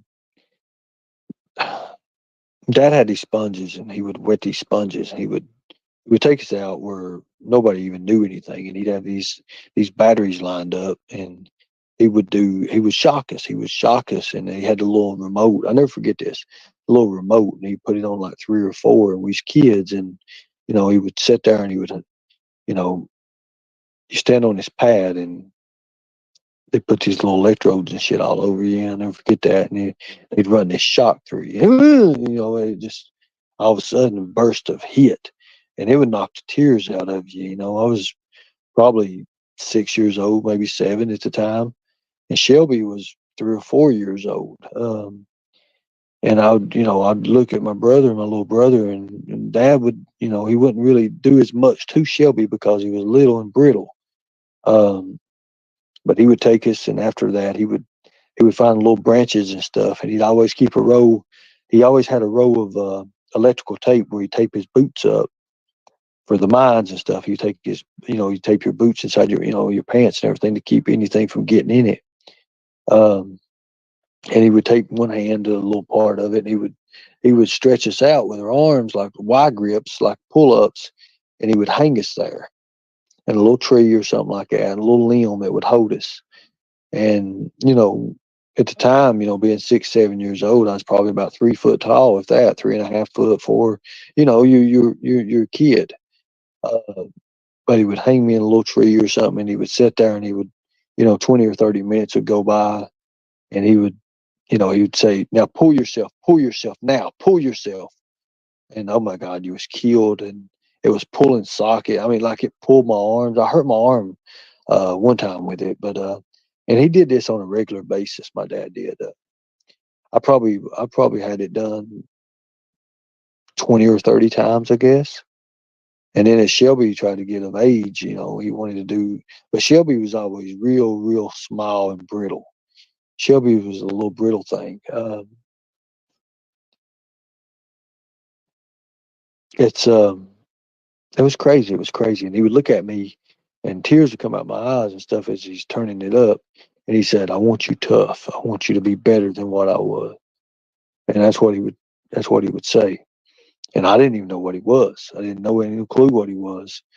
But I'm telling you, as I got older, Dad had not seen this in a long, long time, and he went and he got temporary custody. So he got 2 weeks in the summer. So we had to go down, and I got to meet my little half brothers. Zach, well, Zach was a baby, just getting born. Actually, I think Zach was being born, and there was Adam, Whitney, and Bethany. They called Bethany Goose at the time. I don't even think Zach was even in the picture. I think it's just those three at the time, because it's me, Melissa, and Shelby Lee. That's who it was. It was those three, and they was a lot younger than us, of course.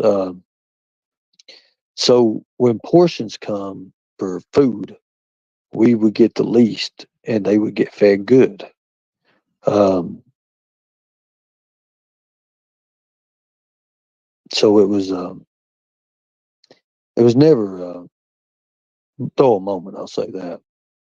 So Melissa acted out one time. My dad was really, really mean to her, but I didn't know, because Dad, he would when I was, at that age at 13, 12, 13 years old, he'd have me and my brother. My brother was 10 or something like that, and he would put my brother to working on the chickens and stuff like that, and feed the dogs, stuff like that. But he made me go out with my uncle Don, Big Don, and I worked in a scrap iron, and I'd work from 7:30 that morning. Don would pick us up at 7:30 that morning, and he'd bring us back, pretty much 8:30, 9 that night. Well, about 7:30, 8 that night, and he would pay us, $2 and $3 an hour, and we carry scrap iron, which is mostly bulldozer tracks and stuff. They would cut them. There was about 115, 125 pounds a piece, square, like rectangles in the cuts, and we put it on their shoulders. I'd cut my shoulders all the hell. I'll never forget that, moving with that scrap iron. We never had gloves. Well, we had those jersey gloves, I'd say that. Every once in a while when they didn't run out. But before we would go to work, Don would run us by McDonald's, and we'd get like a biscuit and a sausage and biscuit, and sometimes he'd get us a drink. So that was him. That was him. Um, but he made me strong. He made me very strong. Fooling, messing with that scrap iron. The truck had a 7-foot bed on it. Of course, me, little bitty old guy, I couldn't even hardly reach the 7-foot mark. So they had a ramp that went up to the truck edge. And I never forget my great uncle, or my uncle Don. He they was fooling with this bulldozer, taking it apart, cutting it apart, and they got the flywheel, and it was huge, huge piece. And he was sitting there, "You guys pick that up, take that to the truck." Well, we couldn't lift it, and nobody there could lift the damn thing.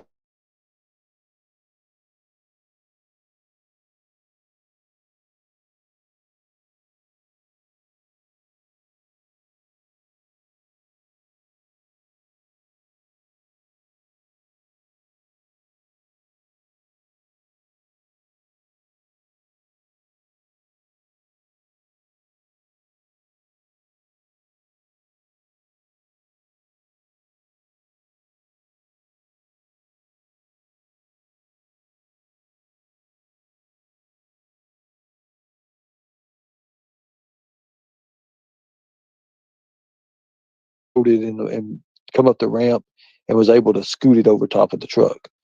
Uh, we There was like 3 or 4 bulldozers and a big scrap iron that was out of commission, and they was cutting them up for the value of it. They would take and cut it up and get scrap iron. Scrap iron was paying pretty good at that time.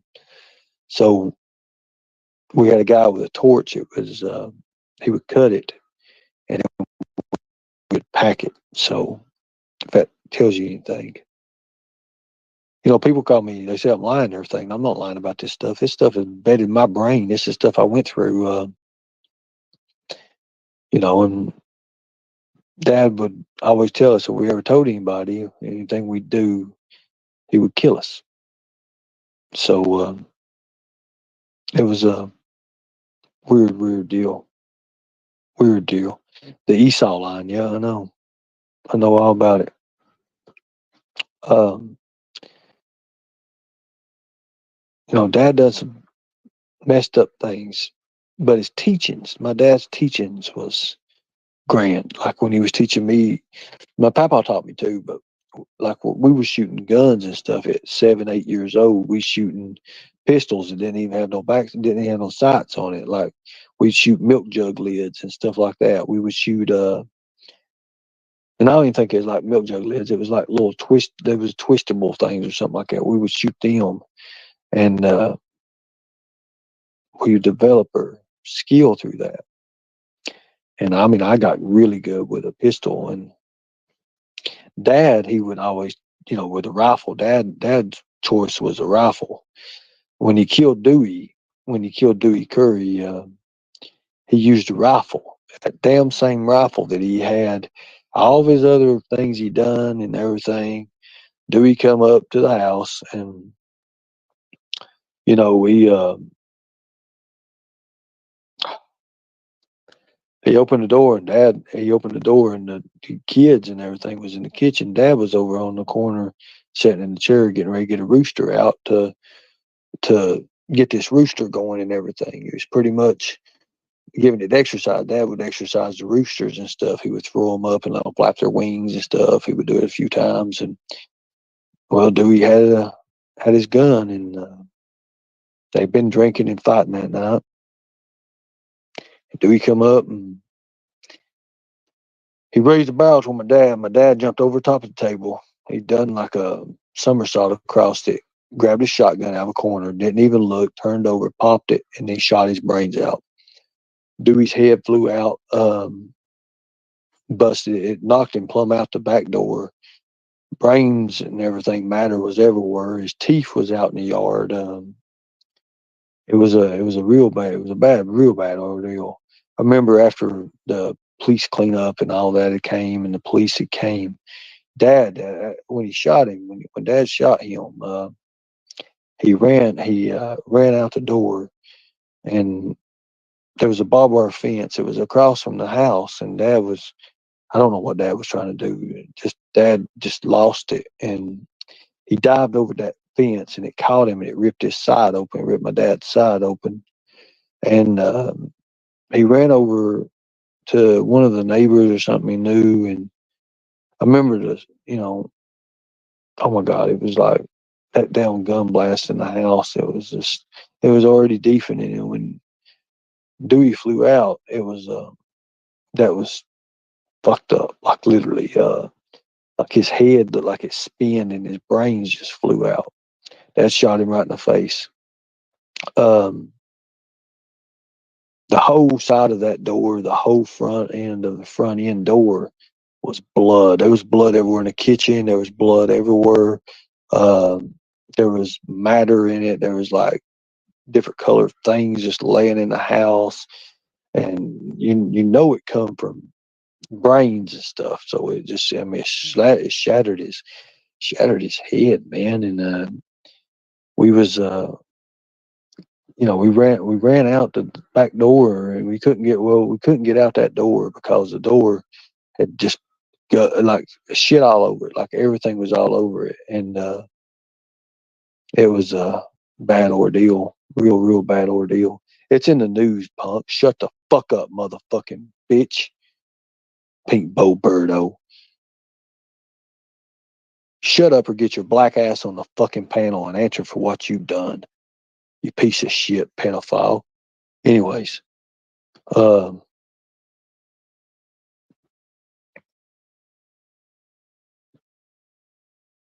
Betty already fucking kicked your ass because of what you are. It was very smart to do. Get this piece of shit out of this chat. Seriously, thank you. I ain't got no time to fool with that. I ain't got no time to fool with that, or he, or whatever the fuck it is. Anyways, get the fuck out of my damn house. Chat. Channel. Anyways,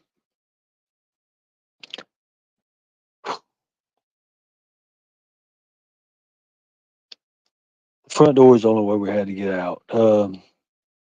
We went out and there's a porch, there was a swing there, and they put all the kids on the swing. It was me and Shelby and Melissa was on the side of sitting on the step there, and me and Shelby was in the swing, and the other kids was in the rooms and stuff. And the police, they scattered everybody. Police came, and it was. I remember when the first cop. I never forget this. When the first police officer arrived, and everything, and he went out there and he said, "Oh my God!" And he turned around and he was throwing up. I remember this. And at the time, the radios they had was those big ass looking, it looked like the big old things you could just knock somebody's head off with. And he was trying to get it. He had to hook it back to his car or something. I can't remember what it was. But I remember him screaming in the car. The police officer was, I need backup. I need backup. I need backup. This and that. Da, da, da, I need that. The ambulance was late. The ambulance was like last to show up. There was like two or three, well, actually about three or four carloads of police that was there first, and my dad was gone. My dad he had left the scene. Dad left the scene. I don't know exactly where our dad had went or what dad had done, but dad left the scene, and I can't remember how they acquired his gun. I don't think he gave his gun. It was weird. It was a weird situation. Um, Dad had came back when the police left. The police actually left. And Dad, I seen Dad was coming by the chickens. There was a path up there by the chickens and everything where the dog lot goes to, and it goes back into the woods, back in where some of the neighbors and stuff. You can go. The fence is ended there. So, but Dad was pouring the blood. Dad had blood all over him. Um, when Dad shot him, he didn't have a shirt on. My dad didn't have a shirt on when he shot him, but he grabbed an ACDC shirt and threw it on him to run out the door. I don't know. And till this day, I still don't know if Dad called help or who actually made the phone call. I mean, it should be, it took forever to even pull the records up because it was in the old newspaper. And to be honest with you, Nicolina was the one that found it. So, but during that time, it was one of them, and it still is. It still is. It ain't what you know; it's who you know. Well, Dad was very, very well connected, and I remember there was a few people, and the few people that came up, and Dad didn't come up. Dad didn't come out until the Masons and stuff. The Masons had got there. There was a few Masons that had got there. There was this one dude that pulled up in this nice little car, and he got out, and Dad then showed himself. He come out, and then of course the police was circling everywhere looking for him. And as all points, like they was looking for him and stuff. They didn't find him at first, so they put that APB out on him, and everybody was looking for Dad. So I don't know how he done what he done, or got to a place where he could make some communications or something. But I do remember, there was a Mason guy, and there were two other Mason guys that came up. We knew these Masons because family was in masonry and the Masons and stuff. So and even still to this day, it still is. And I remember the police. The guy was talking to the one of the state troopers, and he said he's just gonna turn himself in. Everything's gonna be cool. No weapons, and all that. Oh yeah, that's fine. That's fine. And so Dad come out behind the tree that he was behind and everything, and they said, "Mr. Shell," they said, "where's the weapon that was used?" And I don't remember Dad ever saying a damn thing about it. I don't know what he done with it. I don't even know what he done with it. He had it later on. Dad had it later on. Dad kept the weapon. Um, I don't think they ever got it. I don't think they did. I don't know. There wasn't nothing. it was bad. It was really, really bad. The next day, they sent us to school. They sent us to school anyways, and I got into a fight with the guy's cousin that my dad killed that like later on that night. That was some fucked up shit. Like literally, it was some messed up stuff. Then Shelby, after that was over, and the dad spent 49 days in jail, and they only put him in jail for, I don't even know. He spent 49 days in jail, and it was a no fault thing. There was a bunch of people, and the big question was how you got these lawyers, and you're just a simple coal miner. How you paying thousands and thousands of dollars for these big lawyers that came in? You know, he came into Harlan. They got dad off everything. Dad spent like 49 days in jail. That was it for that. Um, During this time, of course, CPS and TCS stepped back in, and the kids was gone. You know, we was gone. It messed dad's stuff up. It messed dad's visits. It messed everything up.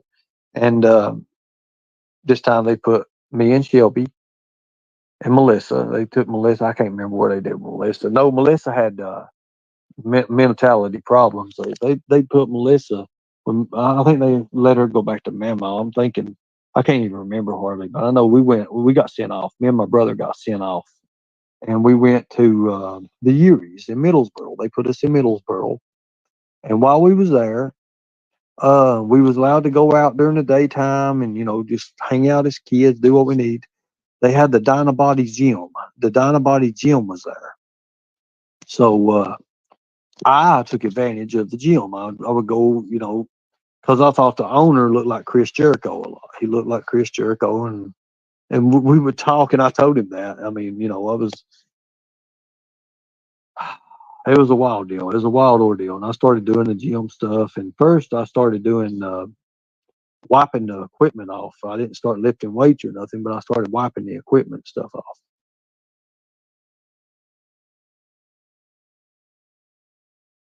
I never doctored any kind of document. You're full of fucking shit. But anyway, um, you're a fucking idiot. But anyway, that just goes to show you. So I was wiping the equipment off, and that kind of helped. It helped me pay for my workout fees and stuff like that. And I started working out, and I never forget it. I wanted one of them muscle shirts, and I didn't have no muscles. Let's just be honest with you. And I never forget. He come back there, and he was like, "Look, man," he said, "If you," he said, "I don't even think I have your size, because like the size is, at this time, hell, I was medium, or I was probably a. I mean, the shirts they have is like a large, a medium large, or something like that, extra large. It goes on up.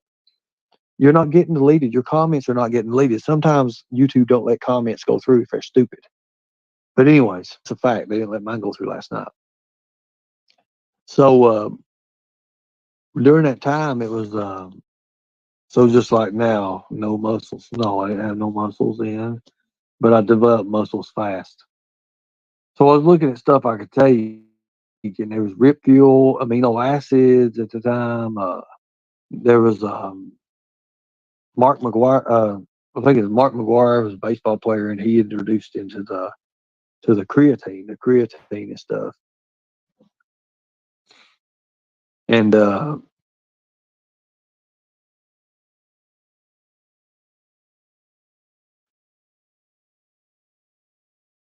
so, anyways, the Kemper. Hold on, you said it's your father. I never said my dad's still alive.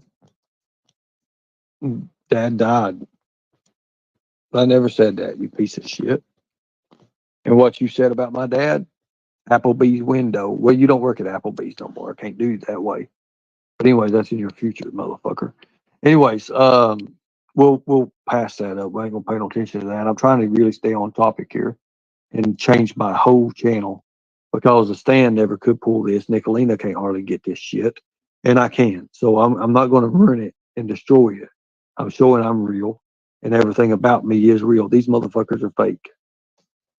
I don't give a fuck about your receipts, you lying bastard.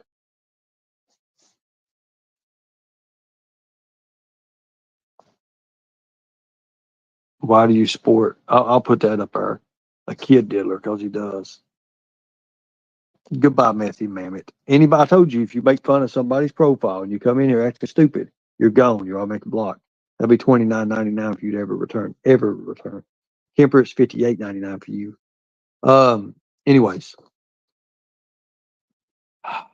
during that time, you have to understand the way things worked. It wasn't, like I said, it wasn't what you know, it's who you know. So, okay, you think I'm a clown. Good deal. Thank you. Um, so it was a bad ordeal. Dad, like, he was always this mysterious kind of person in a way, but he would still hang out and he would go hunting. He loved to go hunting. He loved to go hunting and stuff. Dad held this deep, deep, dark secret about who he was, because Dad was a dangerous, dangerous, dangerous man. And Dad would kill even his own kids if he had to. Um, Dad, after that, would take me and we'd go places. He had an old Jeep, big orange Jeep. I never forget this. The four wheel, back in the day, you had to lock the 4-wheel drive in the cars and stuff. No, they pay it. They pay it. They've already been a couple that's had to pay it, and we worked out an agreement. But anyways, it used to be $25.99, but since we're moving up, we got to go $4 higher. Dad was, he had this old orange Jeep, and at the time he had locked a 4-wheel drive in. He took me up way past the gates. I'd never been past the gates, and he told me I was old enough to understand. So the sergeants lived above us, and they had these gates that would always stay closed. Dad was able to go through these gates and do things that you couldn't get through these gates otherwise. They wouldn't let nobody else through. So Dad, he took me up past these gates, and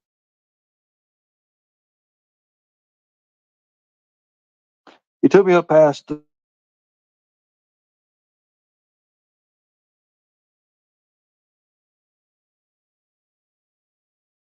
4-wheel drive up to get through some of these roads. Which, if you know, it's back in the day, those Ford Crown Victorias and shit that police have cannot get up them roads. But 4-wheel drives can climb anything, especially a Jeep that Dad had. And then Dad showed me land and property that was ours, and he showed me something that was very horrific. Dad told me to get out. He said, "Here's where so and so's at."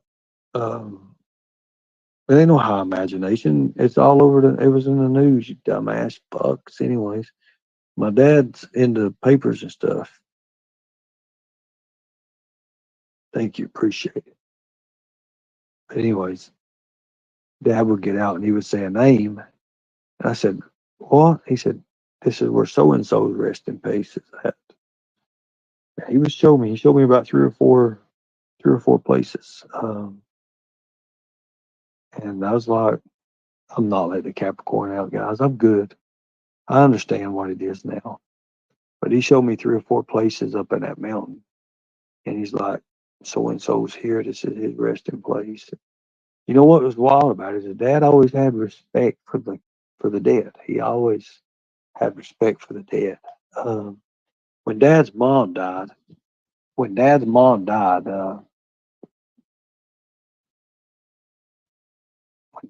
when Dad's mom died, we was at the funeral. Me and Shelby, Dad was standing in the middle, and he had Shelby on one end and me on another end. And my mama was laying in the casket. And Dad, as kids and stuff, we started crying. He says, Dad had a straight face through it all.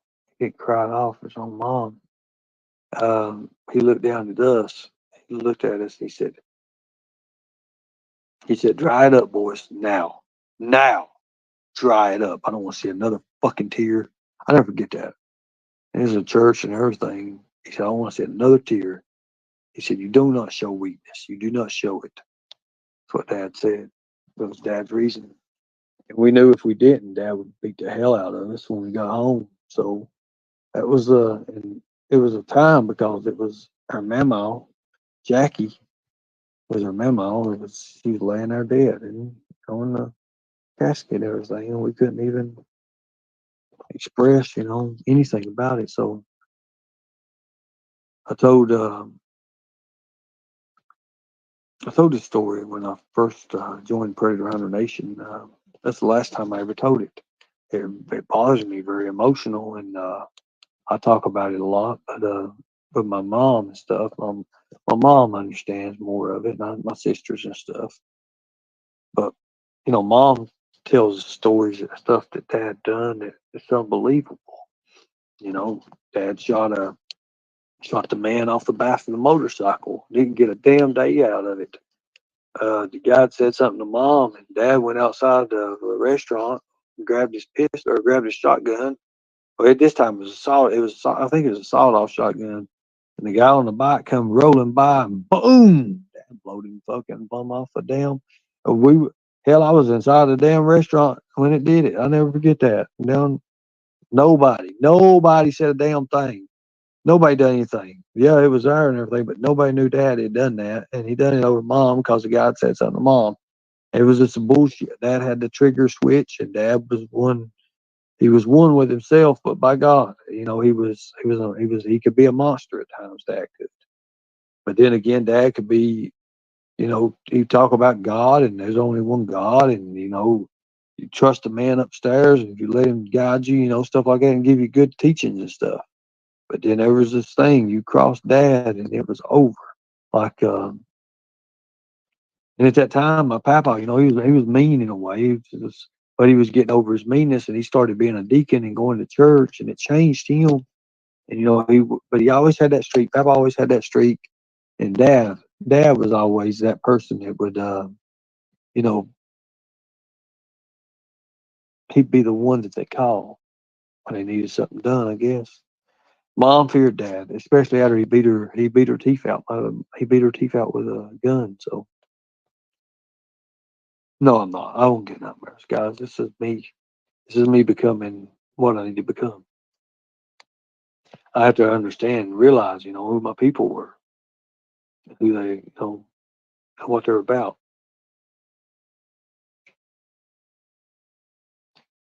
But the last straw I ever seen my dad when I was 13, 14 years old, maybe, and He beat Shelby with a dog chain, and I got in between him and Shelby,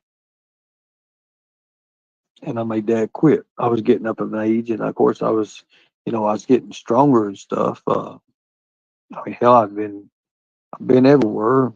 11, 12 years old. I've been in the gyms and stuff. I'd met Ralph Carr, and I started working out with Ralph, and I was boxing, and I was getting into shape and everything. So when I stood in between Dad, it was kind of because he had Shelby in the corner beat him with the dog chain. When I stood in the corner with Shelby, not Shelby, but my dad pulled that damn 38 out and put it in between my eyes.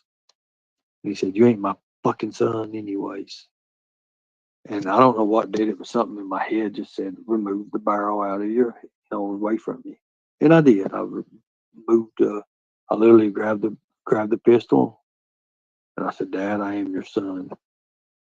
And I just turned my back to him and walked off.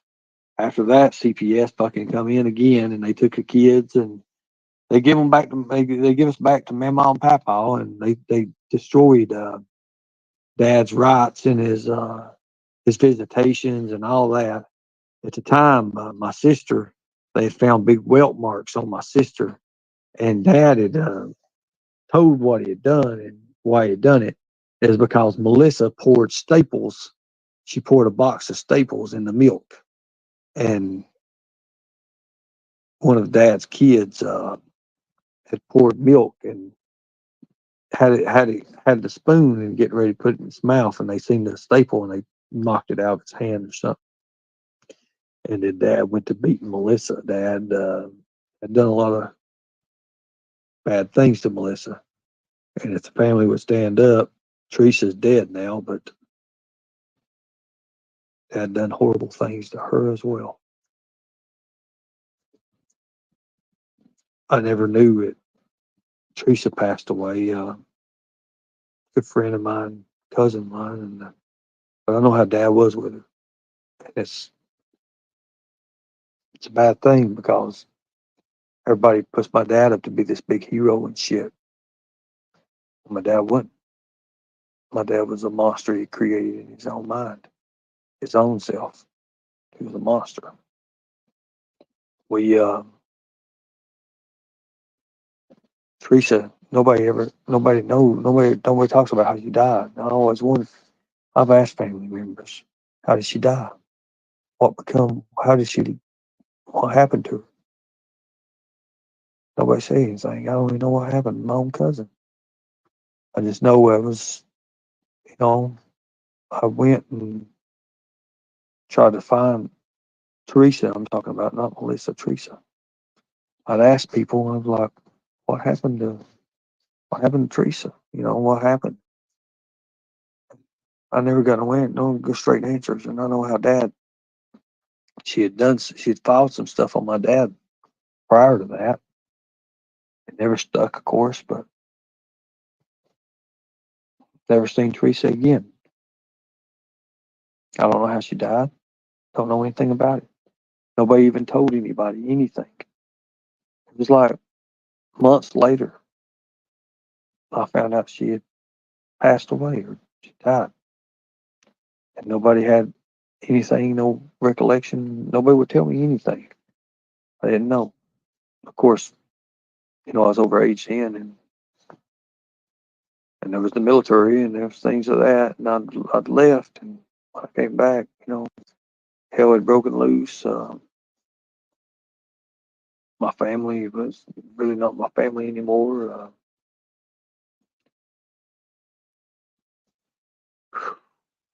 Long stories, I guess. It was, Dad was proud of me then. Dad, he took my awards and my enlistment papers and all that, and hung them on the wall. I used to go to my dad's; they was hanging on the wall, and then Dad give them back to me, and I put them at my mama's. That's where they remained at. Uh, so it was a crazy thing. It was a hush hush thing, and my dad, I believe, he had molested Teresa because of the accusations and stuff. I still believe that in my heart to this day. When I would bring my girlfriends and stuff around as I was getting older and stuff, and every once in a while I'd stop in to see Dad. And, we'd be casual with each other, but he would always flirt. He would always grab their dresses or whatever, their shorts. When I brought my son seen my dad one time, one time, and it scared Melinda to death. Melinda was my fiance at the time. Well, yeah, fiance at the time. And we took our son to see his papa. Pictures, a couple of pictures. But that's the only time my son ever seen his grandpa was one time in life, one time. And Dad was out of inappropriate with Melinda at the time that happened. So it scared her, and she was terrified of him. And she said some few things about him. And of course, me, I was like, "That's why my dad is." It's like where the red fern grows. It really is in a way, and in a way it is, but a little bit different. And then of course, my little brother Adam, Dad got into it with some of his grandma, and he hated his grandma, and Dad had Adam go set his house on fire, or set her house on fire, or something like that. Or he had done it, and Adam took the blame. I don't know, but anyways, that goes into even farther stuff. And I've been on here 4 hours, guys, and I'm literally, traveling 4 or 5 hours last night, and you know, checkout's already passed. It's supposed to be 11. I'm gonna have to get off here, guys. Much respect. God bless you all. Thank you all for fighting a good fight. Uh, I'm already past the fucking checkout time. Y'all got me. Supposed to be 11 o'clock, and I'm supposed to be checked out. Thank you all. I appreciate you. Much respect. Thank you all. If you want to donate, donate. If you don't, don't. Have a good one.